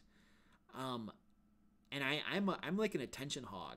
I have to, like, when I'm a player, I have to, literally, going through my brain is, Luke, stop talking. Luke, stop talking, so that the other people can, like, play the game. And so I'm constantly having to, like, not do all, because I'm very, like, extroverted in D&D groups and stuff like that, and I could easily be the only player ever doing anything. I have to restrain myself from that impulse. But then I get bored, right? Because other people are doing things and I'm waiting for them to get done. So, and the reason, as a dungeon master, this is only one reason I don't like being a player. I mean, there are lots of reasons I love being a dungeon master, but one of the reasons is the dungeon master is always on, like, stage, in the sense that you're always doing something. Your brain is always engaged. You might not always be talking. There are long spells of dungeon mastering where the players are talking and all I'm doing is quietly listening to them. Because while they're talking about whatever it is they're talking about, I'm thinking about whatever they're talking about, the things they're going to do is going to impact the game world. And I'm thinking about, well, what would the monsters do in result? So my brain is always working and I don't get bored. I never get bored as a DM. And so, and it's more fun as a DM. I play new characters every game. have Abishai and beholders and dragons and all of these cool things. As a player, you have one thing to play, and that gets boring to me. I would want to play something new all the time. So anyway, that was a tangent. Okay, guys, no more questions. We're at the end of the stream. It's 11 o'clock. The stream's over. I'm done. I'm calling it. I'm going to punch out. I'm going to go punch my time card. So thanks for hanging out with me. I hope this was useful for you guys. I love the streams. We will be doing another stream in 2 weeks. Every 2 weeks is the plan. Every 2 weeks on Friday. So I hope to see you guys then. This was great. I will definitely do another poll probably to see. We might do a poll to see what we stream about, but we had a lot of good suggestions for stream ideas as well. So I might just pick one of those things we haven't done before, just to make sure that we do some stuff. But I know there were lots of people interested in running adventure or creating adventures too, and encounters and stuff like that. Oh, the encounter building. We might do encounter building next time. That might be something that we do. So anyway, 2 weeks from now, I'll see you guys again. In the meantime, I have to do my obligatory ending. I should know this by now. There we go. I have to get ready for it though. Hold on. I have to get ready for it because I have to make sure I click the button as soon as I do it. So here we go. Ready? All right, guys. Oh, wait, hold on. Elder Knight says, "Good night, man. Keep on the great work you do." Oh, thanks, dude. Thanks. I appreciate it, man. All right, guys. Until next time, let's play D&D.